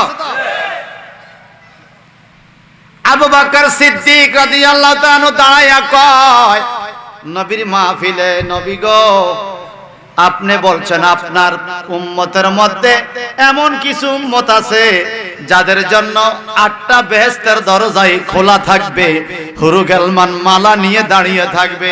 সুবহানাল্লাহ। আবু বকর সিদ্দিক উনি বলেন, হুজুর ইয়া রাসূলুল্লাহ, আজকে এই মজলিসে, যেই মজলিসে আপনি ওয়াজ করতেছেন আজকে, এখানে কেউ আসেনি এমন। সুবহানাল্লাহ। আমার নবীজি বলে আছে। বড় করে কর না সুবহানাল্লাহ। আচ্ছা, এই মজলিসে কে জান্নাতি আমরা কি বুঝি? তা আমার নবীজির চেহারা দেখলে বুঝতেন লোকটা জান্নাতি না জাহান্নামী। বলেন নবীজিকে এই ক্ষমতা দিছে কে? আর আল্লাহ যে বলছে আমানান নাস, আয় আমানা আবু বকর, আবু বকর সিদ্দিকের মতো ঈমান আনো। আবু বকর সিদ্দিক রাদিয়াল্লাহু তাআলার বিশ্বাস ছিল নবীজি বুঝে কে জান্নাতি। আর আমরা শুধু দলিল খুঁজি। হুজুর বলে কি? বলে বলেন না কোন লোকটা জান্নাতি? 8টা বেহেশতের দরজা খোলা থাকবে, কার জন্য একটু দেখাইয়া দেন। বলে কেন? বলে নবী গো, এই লোকের কপাল কত ভালো, আমরা তার সাথে একটু মুসাফা করব, একটু কোলাকুলি করব, হাতে কপালে চুমু দিব। বেহেশতের লোক 8টা দরজা দিয়ে ডাকবে, নবী একটু দেখাইয়া দেন। আমার নবী বলে আবু বকর তুমি বসো। না নাসাড় বান্দা, হুজুর আমি বসবো না। সকল সাহাবী দাঁড়ায় গেছে, ইয়া রাসূলুল্লাহ দেখাইয়া দেন না গো নবী, কে এখানে, কার এরকম ভাগ্য ভালো, জান্নাতের 8টা দরজা কার জন্য খোলা, একটু দেখাইয়া দেন না। আমার নবীকে দেখাবো, সবাই বসো। সকলে বসে গেলেন। আবু বকর সিদ্দিক কিন্তু বসে না। নবী গো, আমি আপনার প্রধান খাদেম, আমি আপনার প্রধান গোলাম গো নবী, আমি আপনার কাছে শুনতে চাই এই মজলিসে কোন লোকটা আছে যাকে জান্নাতের 8টা দরজা দিয়া ডাকা হবে, আপনি দেখাইয়া দেন। আমি একটু তার হাতে চুমা দিব, তার সাথে একটু কোলাকুলি করব, একটু আদর করব বেহেশতি মানুষটাকে। আমার নবীকে বলতে কি হবে? সবাই বলে জি বলতেই হবে। রাসূলুল্লাহ বলে, রে আবু বকর সিদ্দিক শোনো, কাল কিয়ামতের ময়দান থেকে 8টা জান্নাতের দরজায় জান্নাতি হুরু কেলমান, জান্নাতি মালা লইয়া যাকে 8 দরজা দিয়া ডাকবে রে, সে আমার মজলিসে আসে, অন্য কেউ নয়, সে হইলা তুমি আবু বকর সিদ্দিক। বুখারী শরীফের হাদিস। তুমি আবু বকর। সুবহানাল্লাহ বলেন। আচ্ছা আপনারা বলেন, নবী কি হাসরের ময়দান কি হয়ে গেছে নাকি? হয়ে গেল না বুঝতো ডাকতেছে। হাসর তো এখনো হয় নাই, হবে। যেটা হবে, যেটা হবে, এটার প্রতি সাহাবায়ে কেরামের এত বিশ্বাস কেন? এখনো তো হয় নাই, হবে। বলে কে বলছে? রাসূল বলছে। রাসূলের কথা মানো কেন? বলে আমার নবী তো সব খবর জানে। কোরআন শরীফের আয়াত, আর রহমান আল্লামাল কোরআন খলাকাল ইনসানা আল্লামাহুল বায়ান। আর রহমান আল্লাহ রহমান, আল্লামাল কোরআন নবীকে কোরআন শিখাইছে। খলাকাল ইনসান তারপরে মানবীয় কভার দিয়েছে। এরপরে কি বলে? আল্লামাহুল বায়ান। নবীকে আল্লাহ পাক বয়ান শিখাইছে। কিসের বয়ান? তাফসিরে পাওয়া যায় মা কানা ওয়া মা ইয়াকুন। কানা ফার্স্ট টেন্স, ইয়াকুন প্রেজেন্ট টেন্স, ফিউচার টেন্স। মা কানা ওয়া মা ইয়াকুন, যা কিছু হইয়াছে, যা কিছু হয়, যা কিছু হইবে, যা কিছু হইয়াছে, যা কিছু হয়, যা কিছু হইবে, সমস্ত বয়ান আল্লাহ পাক আল্লাহর নবীকে বলে দিয়েছে। আমার নবীজির শান কত! আল্লামা জালালউদ্দিন সিয়ুতী রাহমাতুল্লাহ আলাইহি ওনার তাফসীরে জালান শরীফের মধ্যে লিখেছেন, আল্লামাহুল্লাহু তাআলা বিজামি মুগিবাতিদ দুনিয়া ওয়াল আখিরা। আল্লাহ পাক আল্লাহর নবীকে দুনিয়া এবং আখিরাতের যত মুগিবাত, গায়েবের গৌবসের মুগিবাত, যত দৃশ্যের খবর আছে, যত গোপন তথ্য আছে, সকল তথ্য আল্লাহ পাক আল্লাহর নবীকে শিখাইয়া দিয়েছে। এই ফতোয়া কি আমরা মানি? মানলে মুমিন, না মানলে আর মুমিন হতে পারলেন না। যেহেতু আল্লাহ বলছে আমানান নাস, তোমরা আবু বকর সিদ্দিকের মতো ঈমান আনো। বড় করে কোন সুবহানাল্লাহ। গুহার ভিতরে, গর্তের ভিতরে নবীজি নামলেন। আবু বকর সিদ্দিকের পায়ের গোড়ালিটা একটা গর্তের ভিতরে। একটু পরে পায়ের গোড়ালিতে কি জানি লাগে, কি জানি ঠেস দেয়। আবু বকর সিদ্দিক রাদিয়াল্লাহু আনহু বুঝে গেছেন নিশ্চয়ই এই গর্তের ভিতরে বিষাক্ত সাপ থাকতে পারে, আমার পায়ের মধ্যে মাথা লাগাইতেছে। আমরা হইলে ওরে বাবারে কই লাভ দিতাম। এই কথা কোন ঠিক কিনা? আপনার দেশে খালের মধ্যে হাতে হাতাইয়া মাছ ধরার মতো লোক আসেনি? আমি এক লোক জীবনে একটা টিয়া বইসা, একটা ফুঁড়ি বইসা হাতে ধরতে পারিনি। তার কারণ হইলো জাল মারিয়া পুকুরে মারার ধরার অভ্যাস আছে, কিন্তু আতায়া মাছ বললে আমি লাভ ধরে পারি, সাপ না মাছ কে জানি। কথা কন ঠিক কিনা? এটা সবাই পারে না। আবার আমার দেশে কিছু লোক আছে ডুব দিয়ে সাপ ধরে লুয়ে আছে কিনা বলেন। এখন আমরা ওই লাভ দিতাম, ওরে বাপরে গর্তের ভিতরে কি জানি গো নবী। আবু বকর সিদ্দিক বুঝে গেছে সাপ আছে, আমি লাভ দিলে তো হবে না, লাভ দিলে সাপ উঠা আমাকে দংশন করলে বাঁচা গেল, রাসূলুল্লাহকে দংশন করলে আমি কি খেদমত করলাম।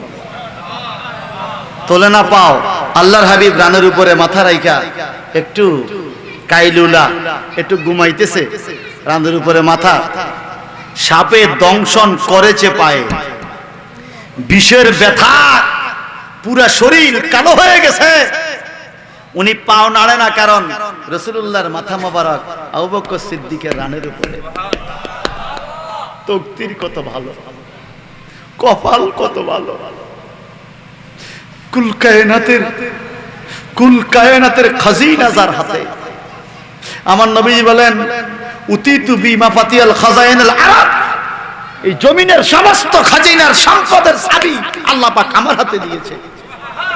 যিনি হাবিবুল্লাহ, যাকে আল্লাহ পাক আরশ কুরসি লৌহ কলম দেখাইছেন, সেই নবীজির মাথা মোবারক আবু বকর সিদ্দিকের কোলে। আল্লাহু আকবার বলেন। লাললে তো রাসূলুল্লাহর ঘুম ভাঙবে।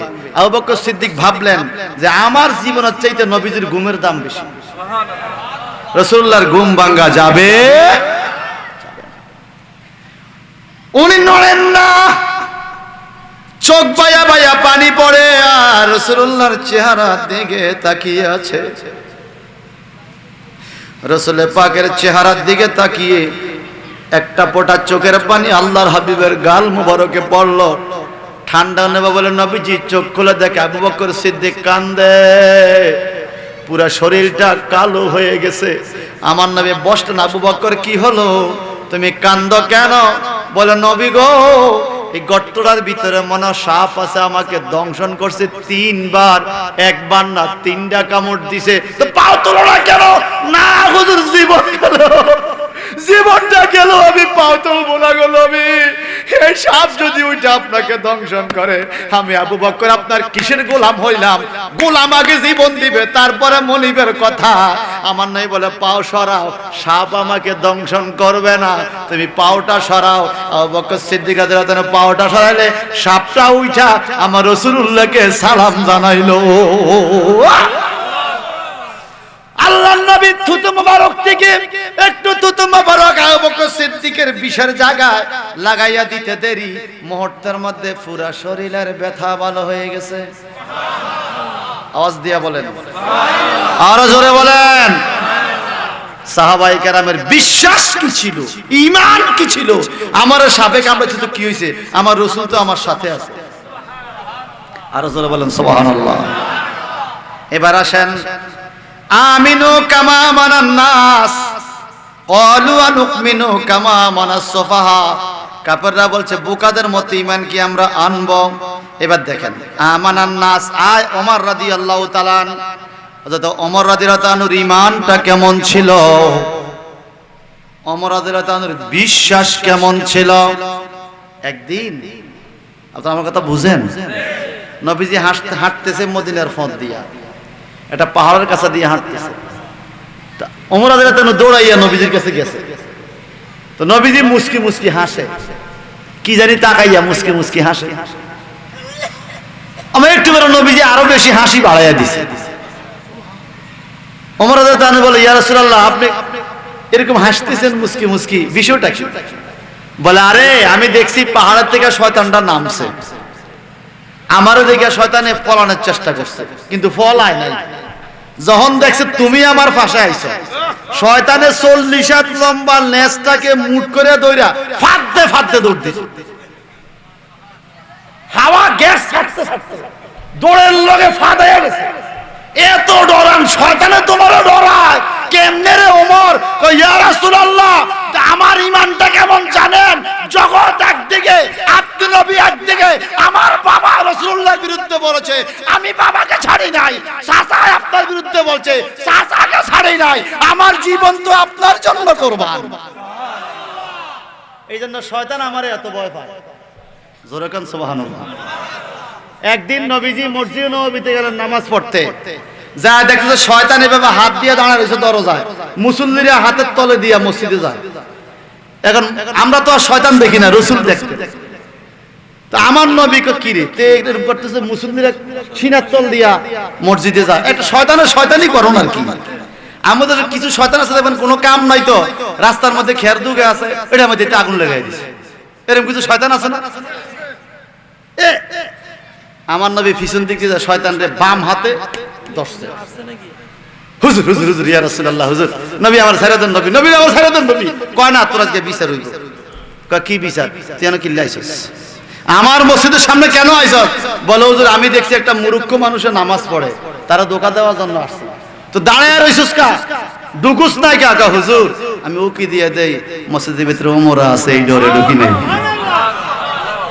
আল্লাহ আল্লাহ আল্লাহ আল্লাহ। মসজিদের ভিতরে কে আছে? জোরে বলেন। মদিনার ওমর রাদিয়াল্লাহু আনহুকে শয়তান এত ভয় পাইতো, আর আমগো দেশের ওমরের লগে শয়তানে ঘুমায়। এই ওমর আর হে ওমর কি এক নাকি? জোরে বলেন। ভাইজান রে আমার, ওমর রাদিয়াল্লাহু আনহু উনি খাইতে বসছে, খুব খেয়াল করবেন, খাইতে বসছে। স্বামী আর স্ত্রী একত্রে খানা খাওয়া সুন্নাত, এক প্লেটে খাওয়া বরকত। সুবহানাল্লাহ। আমরা ভাত অর্ধেক খাই, বাকি গুণ আমগো বউরা খাইলা না, কথা কয় না। আরে কি আসলে বলে দিয়ে আমার তো আস নাই, আমার দিতে আমার বউ খায়। অর্ধেক প্লেট খাইলে বাকি অর্ধেকটা খাইয়া পেলে, আমি প্রায় সময় এরকম করলে খাইয়া পেলে। কিন্তু আমরা জীবনে বউর অর্ধেক প্লেটের ভাত খাইছি,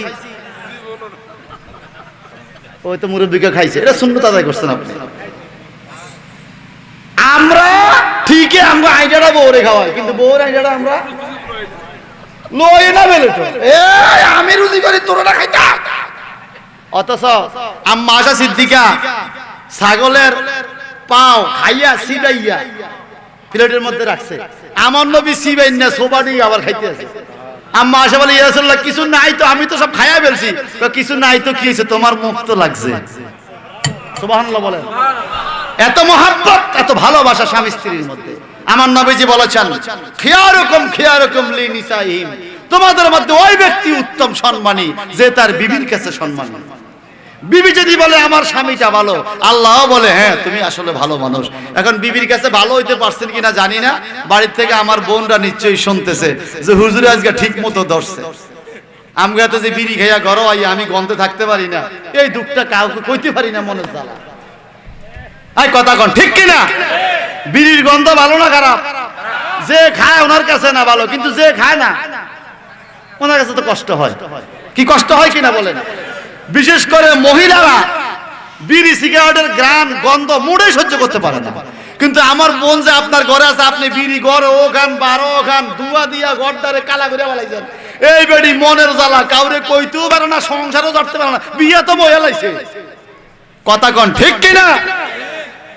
এই জন্য অনুরোধ করব, যারা বিড়ি সিগারেট খান, প্রথম অনুরোধ করব ছাইড়া দেন। দ্বিতীয় অনুরোধ করব যদি ছাড়তে না পারেন, বাহিরে খাইয়া বালা কইরা ওই আম পাতা, কলা পাতা, জাম পাতা, ফেয়ারা পাতা সাবাইয়া বালা কইরা কুলি কইরা মুখের গন্ধটা দূর কইরা এরপরে ঘরে যাইয়েন, দেখবেন আমার বোন আপনাকে দেখে একটা মুস্কি হাসি দিবে। আর রাসূল পাক বলেন, স্বামীর সৌন্দর্য দেখে যদি স্ত্রী মুস্কি হাসি দেয়, স্ত্রীর সৌন্দর্য দেখে যদি স্বামী মুস্কি হাসি দেয়, এই মুস্কি হাসি দেওয়ার সাথে সাথে জীবনের সগীরা গুনাহগুলো মাফ হয়ে যায়। আমরা কি এটা করতে পারছি? আমাদের সমাজ এমন না, আমরা এটা করতে পারি না। কেন জানি আমরা উল্টা দিকে চলছি। ফরের মাইয়া ভাইয়া এটার উপরে শুধু অত্যাচার আছে কিনা এরকম? জোরে বলেন, জোরে বলেন। আবার মাঝে মাঝে ভিডিও শুনি, আমাদের দেশে এক হুজুর ওয়াজ করছে, আর্ট সিস্টেমে বউ ভিডিও বলে যায়। আর্ট সিস্টেমে নাউজুবিল্লাহ বলেন, আরো জোরে বলেন। একটু আমার কথা আপনারা মনোযোগ দেন, বেশি কষ্ট হচ্ছে আপনাদের? হযরত ওমরের ঈমান বিশ্বাস কেমন ছিল? ওগো আমার মা বোনেরা ভালো করে শোনেন, স্বামী স্ত্রী একভাবে খাইতে বসলে অনেক বরকত হয়।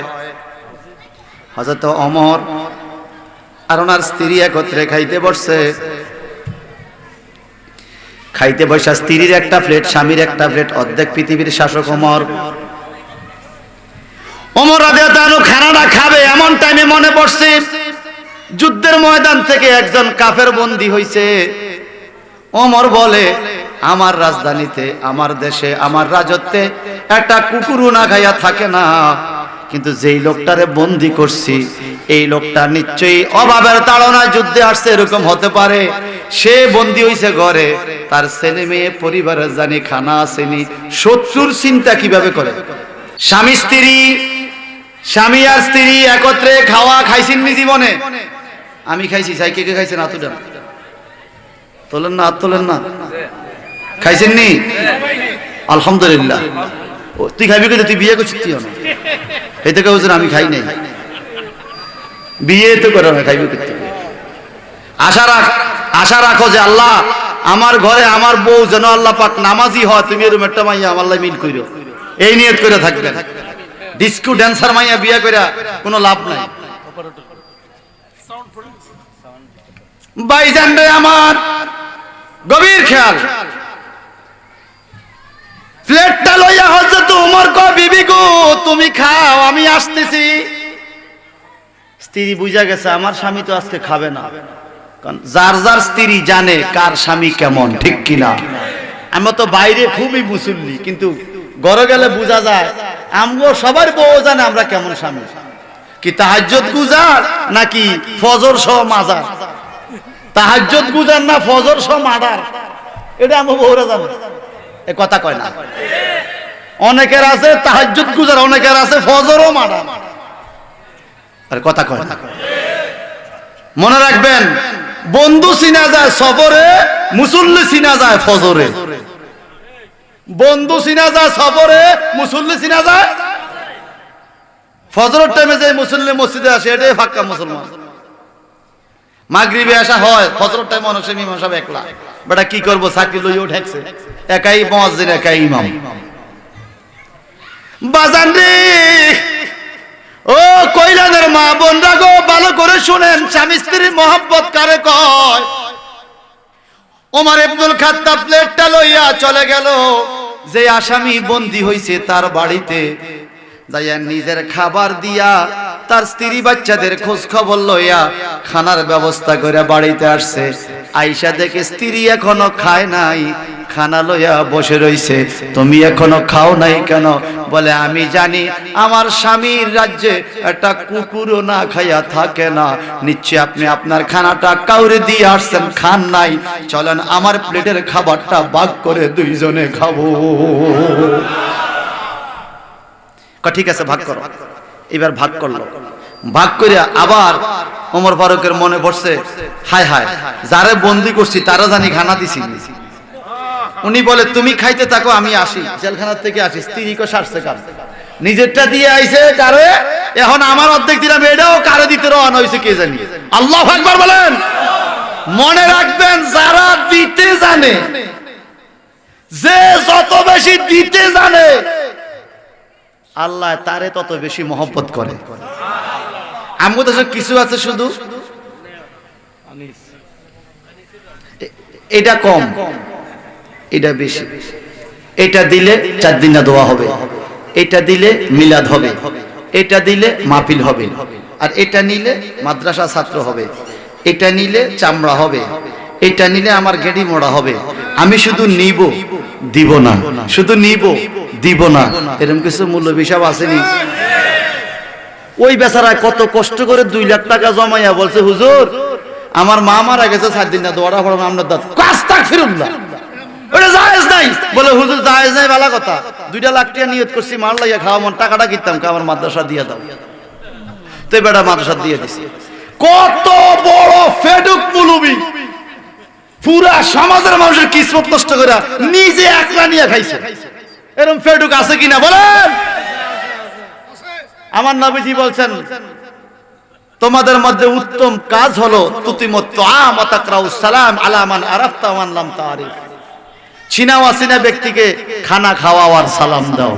খানা খাওয়ানো উত্তম কাজ, চিৎকার দিকন মারহাবা।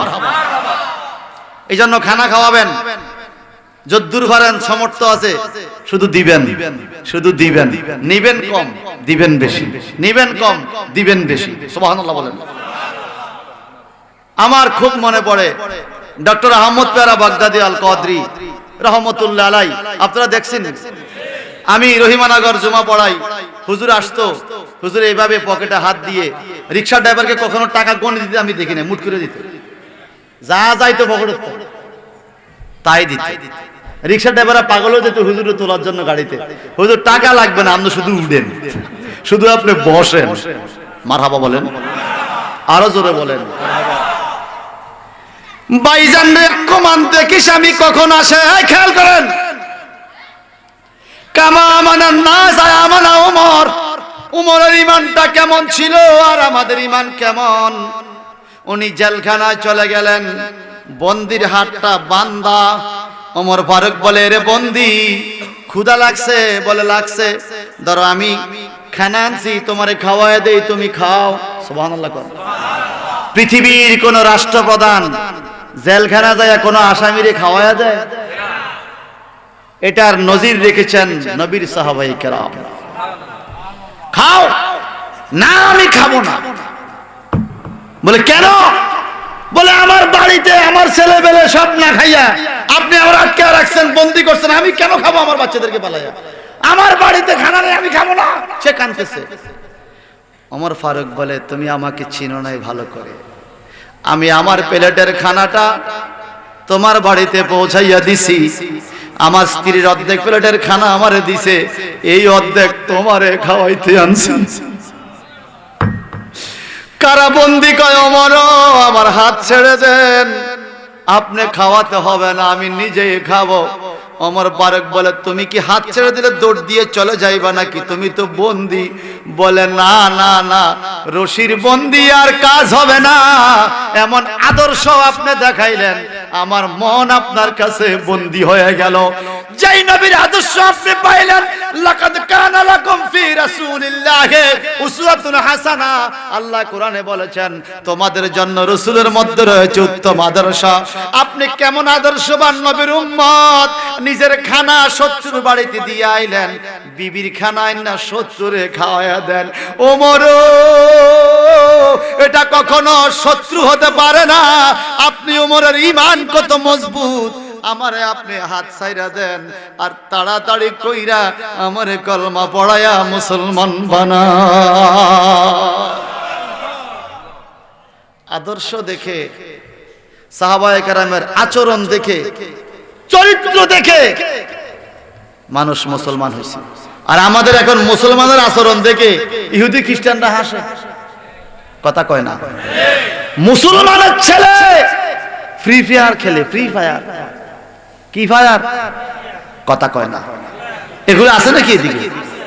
মোবাইলে এক ধরনের গেমস আছে, সারাক্ষণ সেখানে পড়ে থাকে, আছে কিনা বলে? অনেক দেখছি টানতে টানতে আঙ্গুলের মাথাতে ব্যথা হয়, আঙ্গুলের মাথার মধ্যে প্লাস্টিক লাগাইছে, এরপরও টানে। আসেনি? হা হা হা। এইবার আসেন বাজান, সমর দিকে তাকিয়ে কথা বলছি। আমানান নাসের চতুর্থ ব্যক্তি হলো আমানা ওসমান ইবনে আফফান রাদিয়াল্লাহু তাআলা। নবীর সাহাবী ওসমান যেভাবে ঈমান আনছে রে, তোমরা সেভাবে ঈমান আনো। সুবহানাল্লাহ বলেন। ওসমান জিন নুরাইনের ঈমান কেমন দেখেন।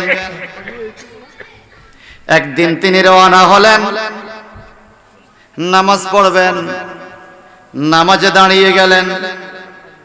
আমাদের নামাজ কেমন, ওসমানের নামাজ কেমন? নামাজে দাঁড়িয়ে গেলেন, মাথার পাগড়ির উপরে পাখি আইসা বসছে। পাখি কি বসছে? কথা কয় না। ওসমান রাদিয়াল্লাহু তাআলার মাথায় কি বসছে? পাখি। পাখি মাথায় বৈশা খেলা করে, ওসমান নামাজ পড়তেছে। রুকুতে গেছে, পাখি উড়াল দিছে। পাখি মনে করছে এতক্ষণ কি মানুষ খাড়ায় থাকে, এটা মনে খুঁড়া হইব, তো পাখি আইসা ওখানে বসে আছে মাথায়।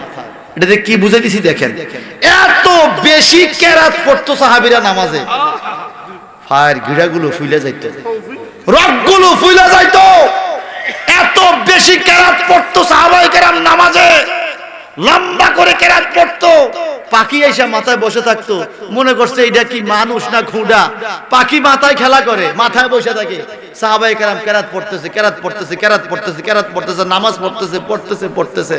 আর আমরা কেমন, আমরা কেমন, দুইটা তিনটার বেশি আয়াত নিলে পিছনের থেকে মুসল্লিরা মিস কল দেয়, তাড়াতাড়ি শেষ করেন না কা, তাড়াতাড়ি শেষ করেন। এত বড় কেরাত কেন পড়েন, এত বড় আয়াত কেন নেন? আমাদের সমস্যা হয়। বলেন আয়াত বেশি নিলে কি সমস্যা হয়? সমস্যা তো হয় শয়তানের। শয়তানে আপনারা পাম দেয়, এই ইমাম বাদ দে, তোর এই ইমামে বেশিক্ষণ খাড়া করা নামাজের মধ্যে, তো শয়তানে আপনাদের পাম দেয়। কথা বলেন ঠিক কিনা? এইবার 4 নম্বরে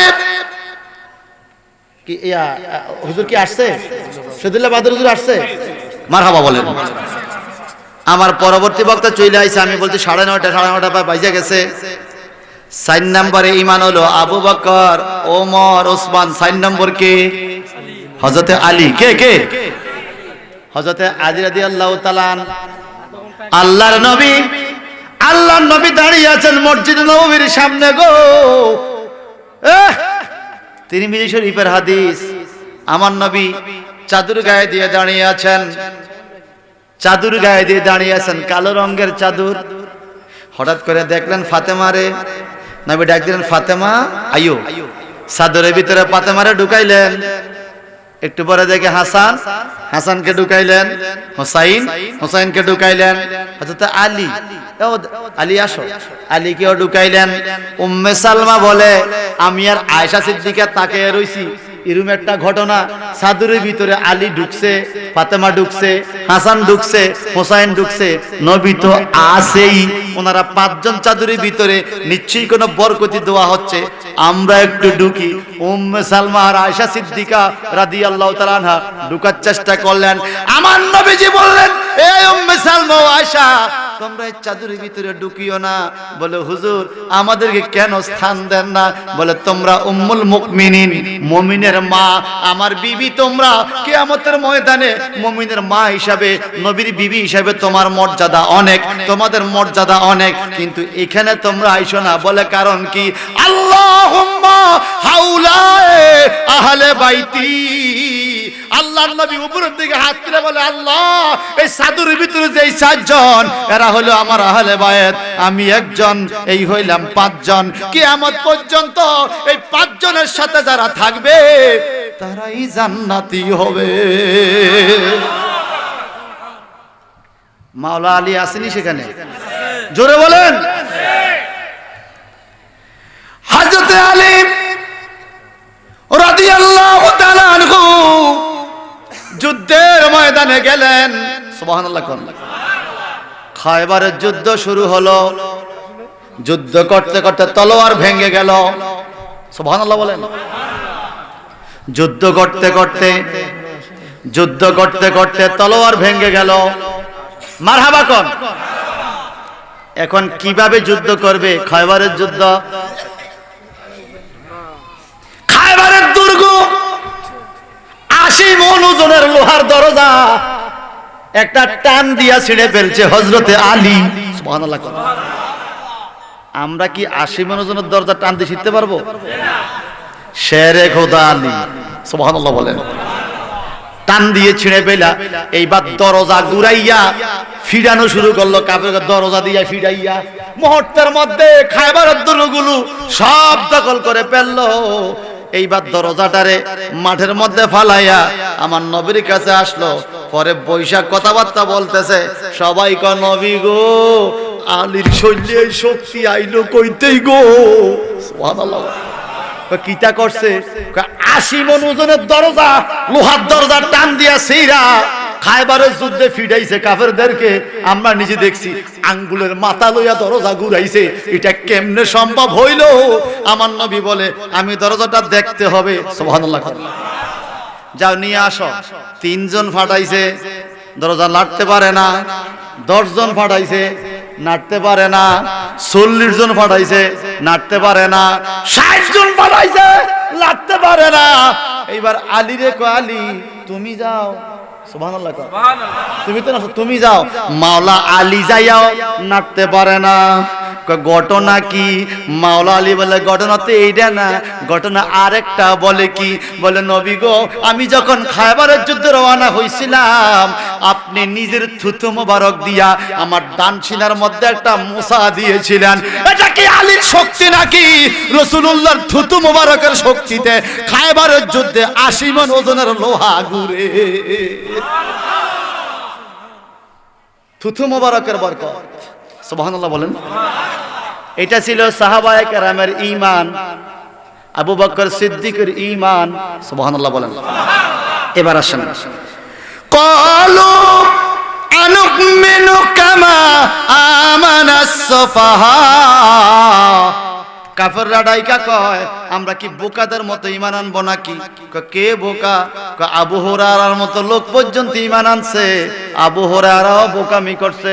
নাউজুবিল্লাহ কোন আবু হুরায়রা, হুরায়রা মানে হলো বিড়াল, আবু মানে বাপ। আবু হুরায়রা মানে বিড়ালের বাচ্চার বাপ। ওনার নাম ছিল আব্দুল্লাহ, আব্দুল উজ্জা। মুসলমান হওয়ার পরে নাম হইছে আব্দুর রহমান। আমার নবীর কাছে আসছে বিড়ালের বাচ্চা কোলে কইরা, সাদরের ভিতর থেকে বিড়ালের বাচ্চা লাফ দিয়া পড়ছে। নবীকে আনতা আবা হুরায়রা, এই তুমি কি এই বাচ্চার বাপ নাকি? আব্দুর রহমান ডাইকা কয়, নবী গো, আমার নাম ছিল আব্দুল্লাহ, আব্দুল উজ্জা। মুসলমান হওয়ার পরে নাম হইছে আব্দুর রহমান। আজকে থেকে সব নাম বাদ, আপনার জবান মোবারক দিয়া বাইর হইছে আবু হুরায়রা। আজকে থেকে আমি আবু হুরায়রা। আবু হুরায়রা অসংখ্য হাদিস। ওয়ান আবি হুরায়রা রাদিয়াল্লাহু তাআলা আন قال قال رسول الله সাল্লাল্লাহু আলাইহি সাল্লাম। আবু হুরায়রা হাদিস সবচেয়ে বেশি বর্ণিত হয়েছে। ওনার হাদিসগুলো মুতাওয়াতির পর্যায়ের হাদিস। আবু হুরায়রা মানে বিড়ালের বাচ্চার বাপ। নিজের নাম আব্দুর রহমান বাদ দিয়া নবীজির মুখের বাণী আবু হুরায়রা গ্রহণ কইরা নিছে। এটা হইল সাহাবায়ে কেরামের ঈমান। আরে জোরে। এখন কি ঘটনা কি দেখেন? যুদ্ধের ময়দানে 30,000 সৈনিক। কত হাজার? 30,000 সৈনিক যুদ্ধের ময়দানে যুদ্ধ করবে, মুসলমান সৈনিক। আবু হুরায়রা গেল, ইয়া রাসূলুল্লাহ, 30,000 সৈনিক যুদ্ধের ময়দানে যুদ্ধ করবে। এখন এদের খানা নাই, ক্ষুধা লাগছে, খানা দিব কোত্থেকে? আপনি একটু ব্যবস্থা করেন। আমার নবীজিকে, আমার ভিডিও তো খানা নাই, তো যুদ্ধ কেমন করবে নবী না খাইয়া? বলো তুমি দেখো তো কারো কাছে কোনো খানা পাওয়া যায় কিনা। হযরতে, খুব খেয়াল করেন, হযরতে আবু হুরায়রা রাদিয়াল্লাহু তাআলা ময়দানে গেলেন। 30,000 সৈনিকের কাছে খুঁজা খুঁজা 21টা খাজুর পাইছে। কয়টা? জোরে বলেন। সৈন্য কয়জন? কথা, সৈন্য কয়জন? 30,000। খাজুর কয়টা? 21টা। 21টা খাজুর লইয়া আমার নবীর কাছে আসছে। নবীজিকে একটা ফোটলার ভিতরে ঢুকাও। ফোটলার ভিতরে ঢুকাইলেন। বলে মুখ বানাও। মুখ বানাইলেন। বলে দাও আমার সামনে দাও। নবীজি একটা ফু দিলেন। ফু দিয়া বলে মুখটা বন্ধ কইরো, তুমি ফোটলার দিকে নজর দিও না, শুধু হাত ঢুকাইবা আর দিবা, হাত ঢুকাইবা আর দিবা, হাত ঢুকাইবা আর দিবা, তুমি ফোটলার দিকে নজর দিও না। আবু হুরায়রা বলে আমার মন তখন খুশি হয়ে গেছে। নবী যেহেতু বলছে হাত ঢুকাইবা আর দিবা, 30,000 লোকে খাইতে পারবে। এটা ছিল সাহাবীদের ঈমান। আর আমরা বললাম হুজুর খাজুরে ঘুষ গেলে আপনি আমার 30,000 লোকের কাছে মারামারি লাগাইতেন, হাত ঢুকে কি দিব আছে। সাহাবীদের বিশ্বাস ছিল রহমাতুল্লাহ আলামিন যেহেতু ফু দিছে, এটার মধ্যে আর কোনো অভাব হবে। সুবহানাল্লাহ বলেন।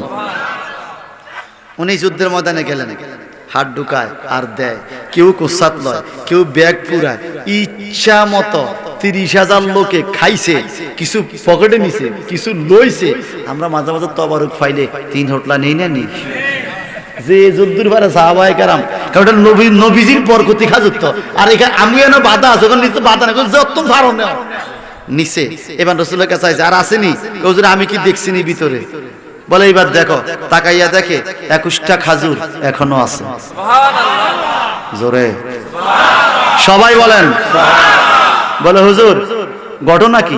কে এটা পরে কোন সুবহানাল্লাহ বলেন। বলে হুজুর গো এই 21টা খাজুর কারে দিব? বলে এই 21টা তুমি নিয়ে যাও। খুব খেয়াল করেন, এই 21টা খাজুর আবু হুরায়রা বাড়িতে নিয়ে গেলেন। উনি এটার থেকে বাইর করে আর খায়, বাইর করে আর খায়, বাইর করে আর খায়। আল্লাহর হাবিবের ইন্তেকালের পরের থেকে, এই যুদ্ধের ময়দানের পরের থেকে 24 বছর পর্যন্ত, কেউ বলছে 26 বছর পর্যন্ত আবু হুরায়রা পৃথিবীতে ছিলেন। এই 26 বছর পর্যন্ত আবু হুরায়রা কোনোদিন খাজুর কিনে নাই, পোটলা থেকে বাইর করে আর পরিবার রেখা হয়। আবু হুরায়রা কয় আমার সংসারে কত খাইছে হিসাব নাই, তবে আমি এই পোটলা থেকে ফকির মিসকিনদের দান করছি 800 মণ। 800 মণ শুধু দান করছে ফকিররে। সুবহানাল্লাহ কোন এরা রাহমাতাল লিল আলামিন কান্দিতেছেন রাত দিন পাপী তাপী উম্মতের লাগি ইয়ারে বলেন রাহমাতাল লিল আলামিন কান্দিতেছেন তের লাগি ইয়ারে আমার উম্মত গুনাহগার কেমনে হবে রে পুলসে রাত পার, আমার উম্মত গুনাহগার কেমনে হবে রে পুলসে রাত পার, আমি নিজে পার করিব দরে রে রহমাতাল লিল আলামিন কান্দিতেছেন রাত দিন পাপী তাপী উম্মতের লাগি ইয়ারে বলেন রাহমাতাল লিল আলামিন কান্দিতেছেন রাত দিন পাপী তাপী উম্মতের লাগি। সাহাবায়ে কেরামের বিশ্বাস ছিল 21টা খাজুর থেকে রাসূলুল্লাহর দুয়ার বরকতে সবাই খাইতে পারবে। রাসূলের প্রতি এত কনফিডেন্স, এত আত্মবিশ্বাস ছিল সাহাবায়ে কেরামের। আমাদের এই বিশ্বাস রাখা দরকার আছে কিনা বলেন? এখন আমার আল্লাহ কি বলে? আলা এই খবরদার, ইন্নাহুম হুমুস সুফাহা, যারা সাহাবীদেরকে বোকা বলে আসলে তারাই বোকা, তারাই বলে। কেন? ওয়ালাকিন লা ইয়ালামুন, তারা জানে না তারা যে বোকা। এমন নবীর পিছে আমি সাহাবায়ে কেরামকে দিছি রে, যেই নবী পাথর ধরলে খেজুর হইয়া যায়। আর জোরে কোন সুবহানাল্লাহ। আল্লাহর হাবিবের একজন সাহাবী ছিল, ওনার নাম বলা হযরত আবু যার গিফারি রাদিয়াল্লাহু তাআলা আনহু। সুবহানাল্লাহ। হাদিসে বর্ণনা করছে, আন আবু যার গিফারি রাদিয়াল্লাহু তাআলা আনহু থেকে হাদিস বর্ণিত আছে। আবু যার গিফারি ছিলেন ইসলাম জগতের 7ম মুসলমান, 7 নম্বর মুসলমান। যখন মুসলমান 6 জন, তখন তিনি মুসলমান ছিলেন। ওনার নাম হলো আবু যার গিফারি রাদিয়াল্লাহু তাআলা আনহু। চিৎকার দিকে সুবহানাল্লাহ। কেমন ঈমান দেখেন। উনি রাসূলুল্লাহর কাছে বসে আছে, আমার নবী বললেন তুমি 7 নম্বর মুসলমান। সুবহানাল্লাহ কোন। খবরদার এলাকা যাইয়া জোরে জোরে প্রকাশ্যে ইসলামের কথা বলা যাবে না। এখনো আমরা সেরকম শক্তি সঞ্চয় করতে পারি নাই। সুফে সুফে ফ্যামিলির কাছে আস্তে আস্তে ইসলামের কথা কইও। সুবহানাল্লাহ কোন। আবু যার গিফারি বলে ইয়া রাসূলুল্লাহ, আল্লাহ হক। বলে হক। আপনি হক? হ্যাঁ হক। তো আল্লাহ হক, আপনি হক, কোরআন হক। হক কথা আবার গোপন কি? আমি মরলে মরছি, বাঁচলে বাঁচছি। জোরে জোরে কোন। জোরে কন্না সুবহানাল্লাহ। আরো জোরে। হযরতে আবু যার গিফারি বাড়িতে গেলেন, এলাকা যাইয়া জিকির শুরু করলো, লা ইলাহা ইল্লাল্লাহ, লা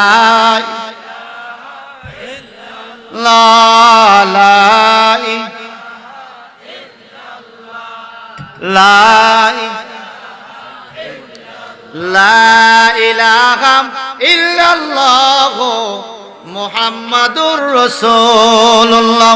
সকলে গান সাল্লাল্লাহু। কে রে? কে কাম করলো, জিকির করলো? কে? সবাই লাঠি চড়া পাথর তীর বল্লভ লইয়া, মৌমাছির বাসা ধীরে ধীরে যেরকম অবস্থা, এইভাবে আবু যার গিফারিকে আঘাত শুরু করলো। ও মারা মারলো, যত মারে মোহাম্মদ রাসূলুল্লাহর জিকির ছাড়ে না, যত ফিডে মোহাম্মদ রাসূলুল্লাহর জিকির ছাড়ে না। মারতে মারতে ওরা ভাবছে বহুয়া মাইয়েত, সে মরে গেছে। মরা মনে কইরা মরুভূমির মধ্যে উত কইরা ফালাইয়া দিয়া পাথর দিয়া চাপা দিয়া চলে গেছে। ওনার জিহ্বার মধ্যে মাছি বসে, শরীরে মাছি বসে, রক্তগুলো খাইতেছে, রক্তাক্ত দেহ। খবর শুনছে আমার নবীজি, আবু যার গিফফারের এই দুর্দশা। নবী আমার উম্মতের দরদি, নবী আমার কানতে কানতে আবু যার গিফফারের বাড়ির কাছে চলে গেলেন। গিয়ে দেখলেন জিহ্বার মধ্যে মাছি বসে, পুরা শরীরে মাছি বসে। আবু যার গিফফারি মনে হয় মরা। আমার নবী ডাক দেয়, ইয়া আবা যার। এই কথা বলতে দেরি আবু যার গিফফারি ইয়া রাসূলুল্লাহ বলে দাঁড়িয়ে গেছে। সুবহানাল্লাহ। আর আরো জোরে কর না সুবহানাল্লাহ। তুমি মরো নাই, তুমি মরো নাই। বলে নবী গো, নামাজের মধ্যে যদি কোন ইমানদার থাকে, নবী যদি ডাক দেয়, নামাজ ভাঙ্গা নবীর ডাকে সাড়া দেওয়া নামাজের চাইতো বড় ফরজ। এটা আপনারা জানেন তো?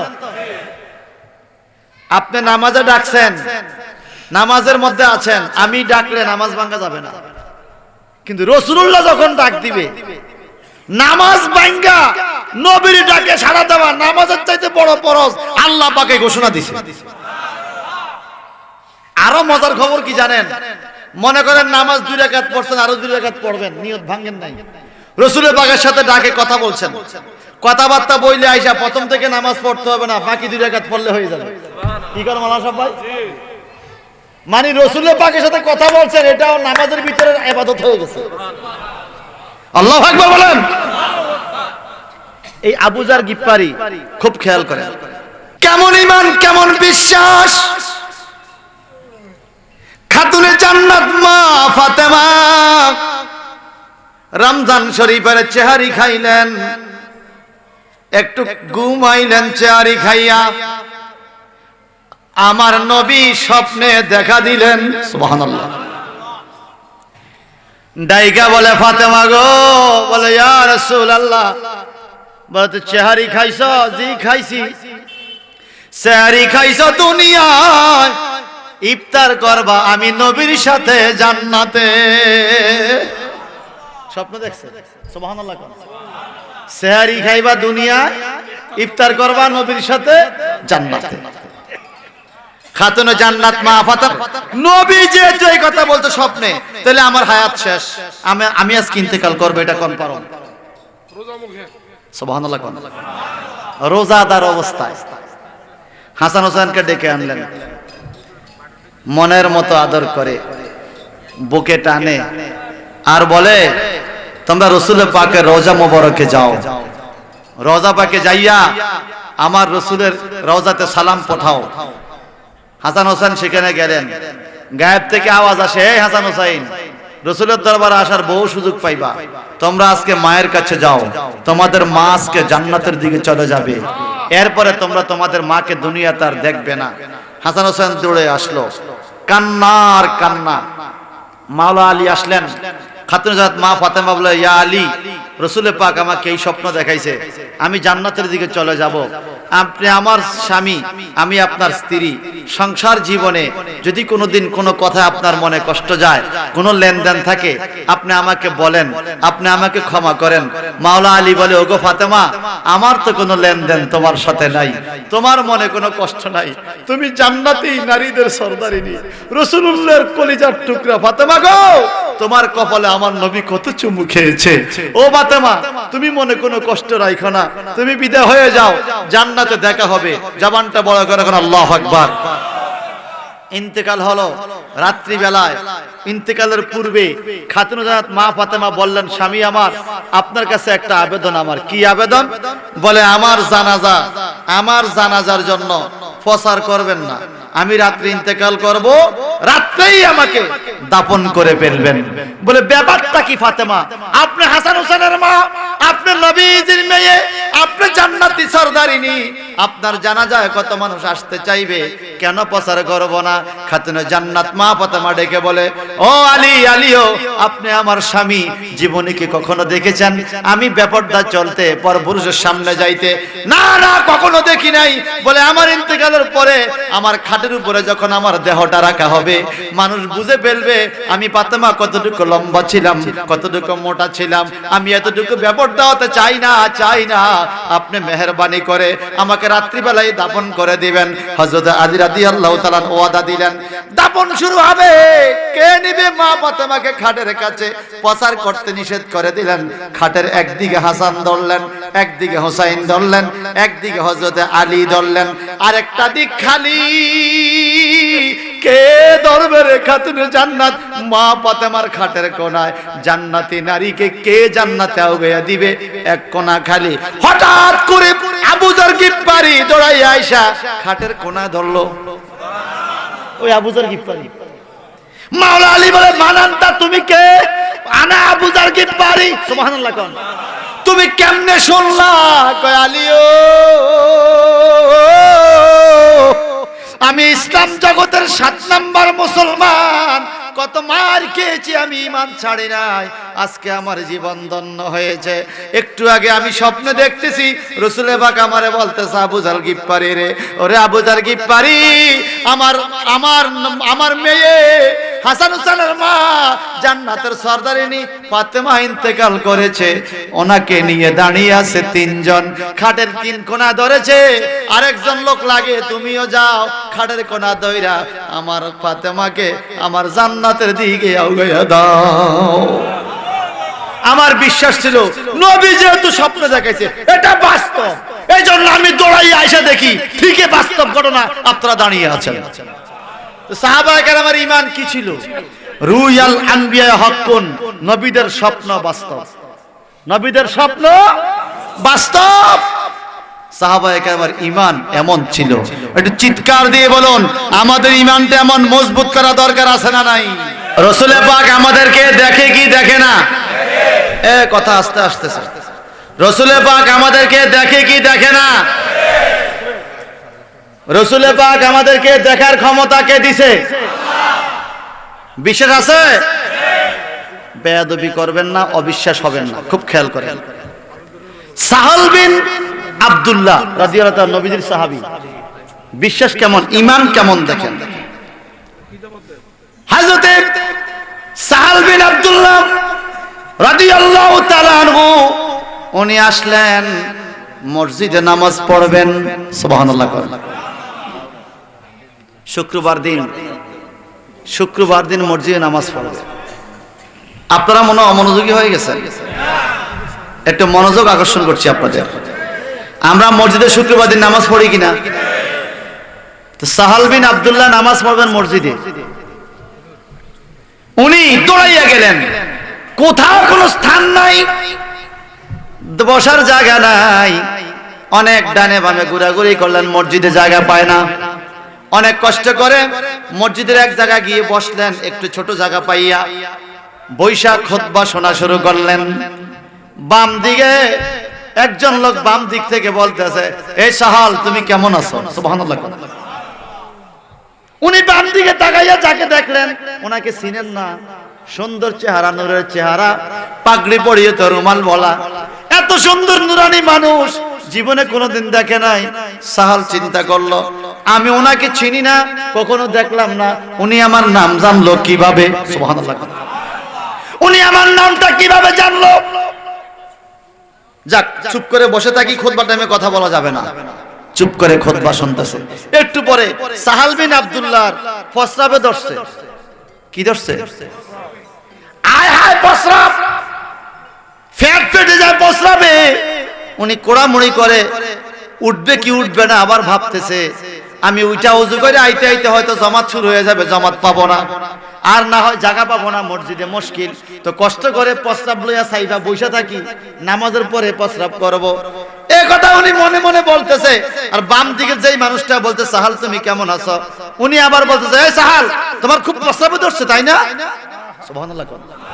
খুব খুব খুব খেয়াল করেন, তোমার খুব প্রস্রাব ধরছে তাই না? সাহাল বিন আব্দুল্লাহ রাদিয়াল্লাহু আনহু আশ্চর্য হয়ে গেল, আয় হায়, আমার ফসাবদর সেইটাতেই বেটা জানে। সুবহানাল্লাহ, সুবহানাল্লাহ, আরো জোরে বলেন সুবহানাল্লাহ। টেনশন করো না, এই কথা বলে সাহাল বিন আব্দুল্লাহর মাথার মধ্যে ওই ভদ্রলোক ওনার মাথার রুমালটা এইভাবে ঢাইকে দিলেন, চেহারাটা ঢাইকে দিলেন। মারহাবা বলেন। যখন সাহাল বিন আব্দুল্লাহর মাথার উপরে রুমাল দিয়ে ঢাইকে দিলেন, উনি হঠাৎ করে ঘুমের তন্দ্রা আসলো।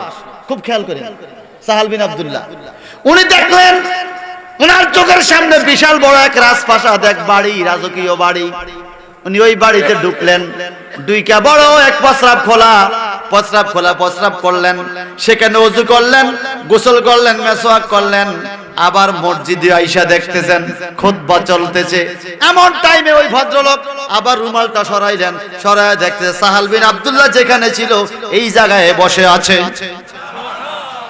এখন পানি তো নাই, প্রস্রাবের ব্যাগও নাই, ওযু করছে, দাড়ি ভিজা, হাতের মধ্যে পানি। চিন্তা করলো, কি রে, আমি তো এখানেই, এই বদল আমার রুমাল দিয়া ডাকলো, আমি কোথায় গেলাম, কোথায় ওযু করলাম, প্রস্রাবও করলাম, এই জায়গায় বসে রইলাম, রুমালও সরাইয়া দিল। বুঝছি সাধারণ কোন লোক না, নামাজটা পড়ে লই, দর্ত হবে, ছাড়া যাবে না। সুবহানাল্লাহ, আরো জোরে। নামাজ শেষ হলো, সাহাল বিন আব্দুল্লাহ ওনার পিছে পিছে রওনা হলো। কই যায় দেখমু উনি কি। আপনি কি করে জানলেন আমার নাম, কি করে জানলেন আমার প্রস্তাবের ব্যাগ হইছে? আপনি আমাকে রুমাল দিয়ে মাথার উপরে কোথায় নিয়ে গেলেন? আমি ওযু করে প্রস্তাব করে আবার আসলাম, এটা কিভাবে হলো? বলে আমার সাথে আসো, তোমার কি বিশ্বাস হয় না? আসো। এটা বলে মসজিদের দরজা থেকে বাইরে হইতে দেরি, এখন আবার ওই রাজপ্রাসাদে দুইজনে ঢুকছে। আগের রাজপ্রাসাদ, দুইকে সেখানে কি খানা দানা খাইয়া দুইজন আবার বাইরে হইছে। এখন দেখে আবার মসজিদের সামনে। বলে বুঝলাম না বিষয়টা কি। বলে ওদিকে তাকাও, ওদিকে তাকাইছে, আবার এদিকে তাকায় দেখে এই ভদ্রলোক নাই। হায় হায় হায়, কই গেল, কি হলো, কোন দিকে গেল? গায়েব থেকে আওয়াজ আসতেছে, হে আল্লাহর বান্দা, পৃথিবীতে এমন কিছু মাহবুব বান্দা আছে যারা জুমার মসজিদে হাজির হয়, যেই লোকটা আল্লাহর বেশি প্রিয় তার পাশে বসে আর তাকে পার করার জন্য এই আল্লাহর ওলিরা সাহায্য করে। আরো জোরে বলেন সুবহানাল্লাহ। আর আমরা মসজিদে আসলে কি করি? হায় হায় হায়, মসজিদে আসলে দুনিয়ামুখী কথাবার্তা বলি। কথা বলেন ঠিক কিনা? খবরদার, খুতবার সময় কথা বলা তো জায়েজ নাই। আরেকজনের কথা বলে এই কথা কইস না, এটা ডাক দেওয়া জায়েজ না। আরেকজনকে ডাক দেওয়াও জায়েজ। ভাই সাহেব, আমার সাহাবায়ে কেরামের এমন ইজ্জত ছিল। আল্লাহর হাবিবের সাহাবী ওমর ইবনুল খাত্তাব রাদিয়াল্লাহু তাআলা আনহু, আল্লাহ পাক বলেন, আলা ইন্নাহুম হুমুস সুফাহা ওয়ালাকিন লা ইয়ালামুন। যারা নবীদের সাহাবীকে বোকা বলে তারাই বোকা, তারা বুঝে না। ওমর ইবনুল খাত্তাব একদিন মসজিদে যাবেন জুমার নামাজ পড়ার জন্য। ওনাদের ঈমান কেমন ছিল বাজান? জুমার নামাজ পড়ার জন্য যাবেন, সাহাবায়ে কেরাম ওযু করে অনেকক্ষণ অপেক্ষা করতেছে জুমার নামাজ পড়বে, কিন্তু ইমাম সাহেব আসে না। আমগো দশা আগে ইমাম আইয়ে না আগে মুসল্লি আইয়ে? কথা কন না, আগে ইমাম আইয়ে, কিন্তু সাহাবীদের আমলে মুসল্লিরা আগে আইতো। সাহাবায়ে কেরাম হাইয়া আলাস সালাহ বললে আমার নবী ঘর থেকে বাইরে হইতো। আর আমগো দেশে মুয়াজ্জিনে আগে দাঁড়ায়, ইমামের আগে দাঁড়াইয়া বলে কাতার সোজা করেন, বলে কি না? এটা হলো মসমুসা বেদাত। কিছু আছে উদান্য বেদাত, কিছু আছে মসমুসা বেদাত। যারা একামতের আগে মানুষকে বলে দাঁড়ায় কাতার সোজা করেন, এটা হলো মসমসা বেদাত। ইমাম সাহেবের কাজ হলো কাতার সোজা করা, মুয়াজ্জিনের কাজ না। মুয়াজ্জিন একামত দিবে, একামত আরবি ভাষা, বাংলা হলো দাঁড় করানো। একামতে তো দাঁড় করানো, আপনি আবার আগে বলতেছেন দাঁড়ায় কাতা সোজা করুন, তো একামত তো হয়ে গেছে, আবার একামত দিচ্ছেন কেন? একামত মানে দাঁড় করানো। স্পষ্ট ফতোয়া হানাফি মাযহাবের, যখন হাইয়া আলাস সালাহ বলবে তখন মুসল্লিরা দাঁড়াবে। সুবহানাল্লাহ বলেন। আপনারা কেউ যদি হজে যায় থাকেন হাত তোলেন। কেউ গেছেন মক্কা মদিনা গেছেন? মারহাবা। আরে অনেক মানুষ আছে এখানে, মাশাআল্লাহ, হাত নামান। সেখানে আমরা দেখেছি মুয়াজ্জিন সাহেবকে আমি আল্লাহ পাক যতবার নিছে কত ওয়াক্ত পড়ছি নামাজ হিসাব নাই হেরামান শরীফাইনের মধ্যে, একদিনও দেখি নাই মুয়াজ্জিন বলতে দাঁড়ায় কাতা সোজা করো। হিয়ানের মতো বাঁকা কাতার কোন আমগো হিয়ান হলো ঘুরেন না কাতা, আমগো তো হলো সোজা কাতা, হিয়ানে ঘুরেন না কাতা। এরপর মুয়াজ্জিন এই কথা কোনা কাতা সোজা করো। যখন মুয়াজ্জিনের ইকামত শেষ হয় তখন ইমাম সাহেব বলে আতাদিলু সুফুফাকুম, তোমাদের সফ কাতারটা সোজা করো, খালি জায়গা পূরণ করো, সামনে আগে কাতার বাঁধো। এটা ইমাম সাহেব বলে, মুয়াজ্জিনে নয়। মনে রাখবেন, আওয়ামী লীগের সভাপতি সাহেব স্টেজে বসা, সভাপতির কাজ যদি সদস্য করে, এই আমি কি কম বুঝি সভাপতিত্বেন, এই সংসারে বেজাল লাগবে। এ কথা কয় না। সভাপতির কাজ সভাপতি করবে, চেয়ারম্যানের কাজ চেয়ারম্যান করবে, মেম্বারের কাজ মেম্বার করবে, হেড স্যারের স্বাক্ষর হেড স্যারে দিবে, টিচারের স্বাক্ষর টিচার দিবে। যদি শিক্ষকের হেড স্যারের দায়িত্ব নয়, এই স্কুলে বেজাল লাগবো নি। এখন ইমাম সাহেব বলবে আতাদিলু সুফুফাকুম, ইকামতের পরে ইমাম সাহেব বলবে কাতা সোজা করো। তোমারে কে দিছে এই ফতোয়া? তুমি ইমাম সাহেবের দায়িত্ব নিছো, তাও একদম ইকামতের আগে দাঁড়ায় কাতা সোজা করো। বলে কিনা বলে? এটা সম্পূর্ণ বেদাত, এটা করা যাবে না। হাইয়া আলাস সালাহ যখন বলবে তখন মুয়াজ্জিন হাইয়া আলাস সালাহ বলার সাথে সাথে দাঁড়াবে। কোন কোন হাদিস আছে কাদ কামাতিস সালাহ বললে দাঁড়াবে। সুবহানাল্লাহ বলেন। আমার নবীজি হুজরা শরীফে থাকতেন, যখন হাইয়া আলাস সালাহ বলতেন হযরতে বেলাল, তখন পাগড়ি বাঁধা শুরু কইরা মসজিদে আসতেন। সুবহানাল্লাহ। ভাইজান রে, ওমর ইবনুল খাত্তাবের জন্য অপেক্ষা করতেছে সাহাবায়ে কেরাম।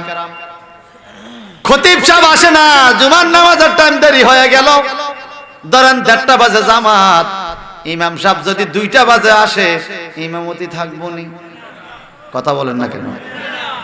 আমাদের সমাজে সবচেয়ে দোষী মানুষকে জানেন? সবচেয়ে দোষী হইল ইমাম। একদম সমাজের সবাই এবারে দোষ ধরে, আত্মদোষ। ওই রাস্তায় বন্ধুরা বলে যে কি আমি হলার লোকে বলেন কিনলে এটাও দোষ। একা একা ঘরে বলেছি ইমাম সাহেব কারোর লোকে মিশে না, আমি ইমাম সাহেব এক করি কারোর লোকে কথা কনা, এটাও দোষ। কথা বুঝেন না? মহিলা রাস্তা দিয়ে হাঁটে, ইমাম সাহেব যাইতেছে, মহিলারা আসছে দেখছি ইমাম ও গেছে হিমি, এটাও দোষ। আপনি সারাদিন সিনেমা চান টিভিতে, ইমাম সাহেব একটু ক্রিকেট খেলা চাইছে, এটাও দোষ। কথা কয় না। সমাজের সবাই মিলি একজনকে দোষী করে ইমাম সাহেব। মসজিদে এসে কি কয় শোনেন, আমি একটু বলি। ইমাম সাহেব কি আচ্ছা মসজিদ মুসুন নাই বলে কি না? মসজিদের পাপোশটা মুসলেন না, ওখানে মাকড়া সব পাখালা দেন, অথচ উনি আপনার ইমাম। ইমাম মানে কি? সমাজের নেতা। যদি মসজিদ কমিটির সভাপতির ইমাম সাহেবকে সভাপতি সাহেব মসজিদে একটু মুছেন, কিংবা আপনি কি হন যাইবেন না বিয়েলে যাইবেন? চাকরি তো শেষ। চাকরি আমরা সভাপতির হুকুম ধরে মসজিদ মুছতাম। আর যদি ক্যাশিয়ার রাখো, ক্যাশিয়ার সাহেব ধরুন যে আল্লাহ কাপ সালেন, কইব হুজুর আমি সার জন্য বাইরই, আমনে গাড়ি লইয়া বাইরন, ক্যাশ তো আমার কাছে, বেতন এই মাসের ডফ হইতেন। হারে, আমরা ইমামদেরকে মর্যাদা দিতে জানি না, যার জন্য আমাদের উপরে আযাব গজব আসে। কঠিন কিয়ামতের ময়দানে মানুষগুলো জান্নাতে ঢুকবে, আর আলেমদেরকে বলবে তুমি জান্নাতের দরজা দাঁড়িয়ে থাকো, কুরতুবী শরীফের হাদিস। আলেমরা টেনশনে পড়ে যাবে, হায় হায় আমি মুসলিমরা সব ব্যস্ত গেছে গা, আমারও দরজা দাঁড় করে রাখছে। তখন গায়েব থেকে আওয়াজ আসবে, ইসফালিন নাস, এই ইমাম সাহেব তোমার সমাজের মুসল্লি, যে তোমারে খাওয়াইছে, যে তোমার খেদমত করছে, যে তোমারে সালাম দিছে, যে তোমারে ভালোবাসছে, তুমি যারে ভালোবাসছো, যে তোমারে বেতন দিছে, যে তোমার সাথে ছিল, এমন লোক যদি হাসরে এখনো বাকি থাকে, ইসফালিন নাস, এই লোকদেরকে সুপারিশ করে তুমি জান্নাতে নিয়ে যাও। যে ইমামে আপনাকে জান্নাতে নিবে, সেই ইমামরে আপনি অর্ডার দেন, ইমাম সাহেব কি আজ একটু ল্যাট্রিনটা ধুইলেন না, পেশাব খোলা পানি ডালেন নাই, পেশাব খোলা পানি ডালে নাই, এটাও বেটার দোষ। আছে কিনা বলেন? এই জন্য আমাদের উপর এত ভূমিকম্প কি এমনি নিয়ে আই? ভূমিকম্প আসে কোন জাতির উপর, আল্লাহ যখন অসন্তুষ্ট হয়ে যায় তখন আল্লাহ কাহারিয়াত নজর দেয়, তখন ভূমিকম্প আসে। ইজা জুলজিলাতিল আরদু জিলজালাহা। যখন জিনা ব্যভিচার বেড়ে যায়, সুদ খাওয়া মদ খাওয়া বেড়ে যায়, মুরব্বীদেরকে সম্মান করে না, এরকম যখন অনৈতিক আচরণ সমাজে শুরু হয় তখনই ভূমিকম্প আসে।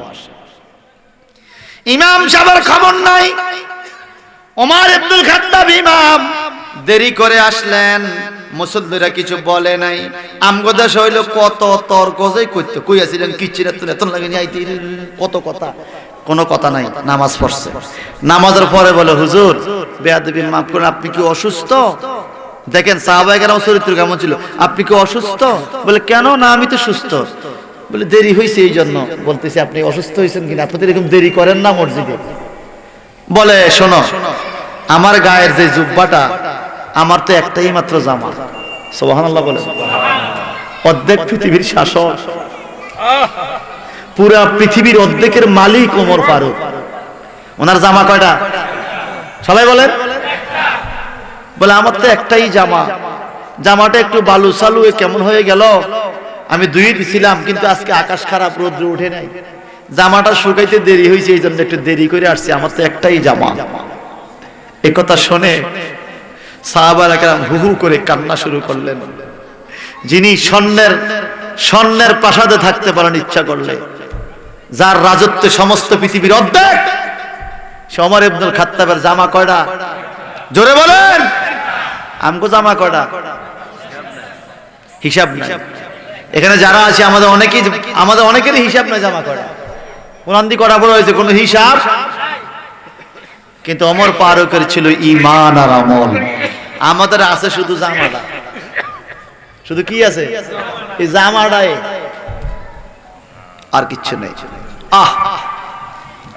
কোনদিন জানি আজরাল আসে আঙ্গিনায়, উপায় নাই আমার উপায় নাই রে।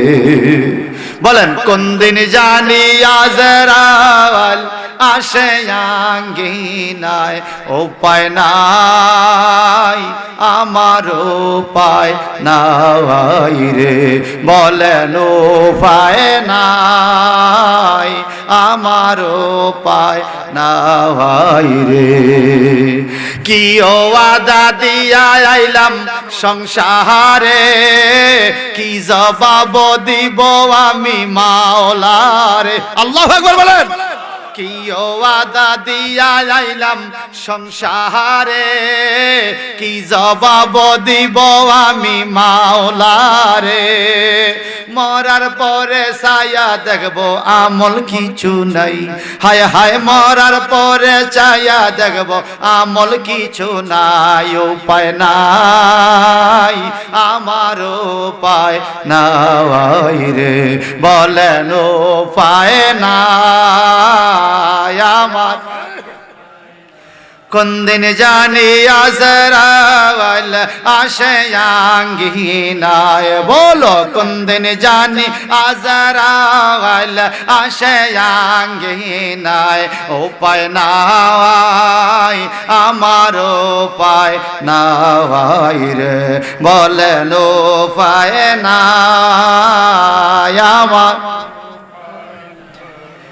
কত ভালোবাসা দিলাম সংসারে, এরাই আমায় মাটি দিবে কবরে। কত রুজি খাওয়াইলাম সংসারে, এরাই আমায় চাপা দিবে কবরে। ডাইনে বামে চায়া দেখবো আপন কেহ নাই, হায় হায় ডাইনে বামে চায়া দেখবো আপন কেহ নাই। উপায় নাই আমার উপায় নাই রে। বলেন উপায় নাই আমার। কোন দিন জানি আজরাইল আসে আঙ্গিনায় বলেন কোন দিন জানি আজরাইল আসে আঙ্গিনায় উপায় নাই আমার উপায় নাই রে রে উপায় নাই আমার উপায় চিৎকার দিবেন আল্লাহু আকবার আরে দিনগুলো কেটে গেল হেলায় হেলায় কোন দিন জানি বেলা আমার ডুবিয়া যায় কথা ঠিক দিনগুলো কেটে গেল হেলায় হেলায় কোন দিন জানি বেলায় আমার ডুবিয়া যায় মরণ কালে কিছু চাই না শুধু মুস্তাফায় হায় হায় মরণ কালে কিছু চাই না শুধু মুস্তাফায় উপায় নাই আমার উপায় নাই রে বলেন উপায় নাই আমার কোন দিন জানি আজরাইল আসে আঙ্গিনায় বলো কোন দিন জানি আজরাইল আসে আঙ্গিনায় উপায় নাই আমার উপায় নাই রে বলেন উপায় নাই আমার আল্লাহ তুমি আমাদেরকে কবুল করো সবাই কোন আমিন আর একটা ওকে বলবো সবাই মহব্বতে কোন আলহামদুলিল্লাহ এটা মহব্বতে পড়ে আল্লাহুম্মা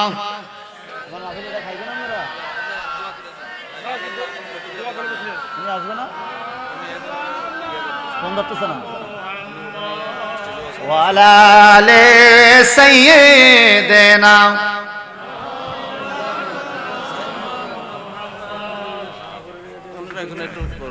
শোনেন আমি একটু আপনাদেরকে বলি আপনারা মাহফিলে অনেকক্ষণ আমার প্রায় 2 ঘন্টার উপরে সময় হয়ে গেছে আমার একটা মাহফিল আছে ওখানে 10:30 যাওয়ার কথা আমার কথা এখানে 9:30 পর্যন্ত তারপরও আমি আপনাদের মহব্বতে সভাপতি সাহেব বসে আছে কষ্ট করে আমি আপনাদের সামনে আরো করতাম যদি আরেকটা মাহফিল না থাকতো ওই মাহফিল থেকে ফোন দিতেছে আমার ওই মাহফিলটা নষ্ট হওয়ার পথে ওখানেও আমি প্রধান বক্তা আপনাদের প্রধান বক্তা জনাব মাওলানা মোহাম্মদ শহীদুল্লাহ বাহাদুর আপনারা এখানে আসছে কিনা কখনো জানি না অনেক ভালো আলেম এবং যুক্তিভিত্তিক আলোচনা করে দালিলিক আলোচনা করে অনেক ভালো আলেম আমারে পীর ভাই খুব ভালো মানুষ উনি আসতেছে উনি আসবে মানুষ না বলে কিন্তু ওয়াজ করতে ভালো লাগবে না আমি চলে যাব উনি আসার আগে এখান থেকে ওলামায়ে কেরাম একটু কথা বলবে 5-10 মিনিট উনি হয়তো 5-10 মিনিটে পৌঁছে যাবে আপনারা আল্লাহর রাস্তে এলাকার মর্যাদার দিকে তাকাইয়া থাকবেন তো ইনশাআল্লাহ নারে তাকবীর নারে রিসালাত আহলে সুন্নাত ওয়াল জামাত আল্লাহুম্মা আমিন আয় আল্লাহ আমি বড় অপরাধী আমি বড় ফকির আমি বড় গুনাহগার আমি বড় পাপী আমি বড় আসামি মাওলারে কইলেন পূর্ব বড় বাইতুল আমান জামে মসজিদ খানকা শরীফের মাঠে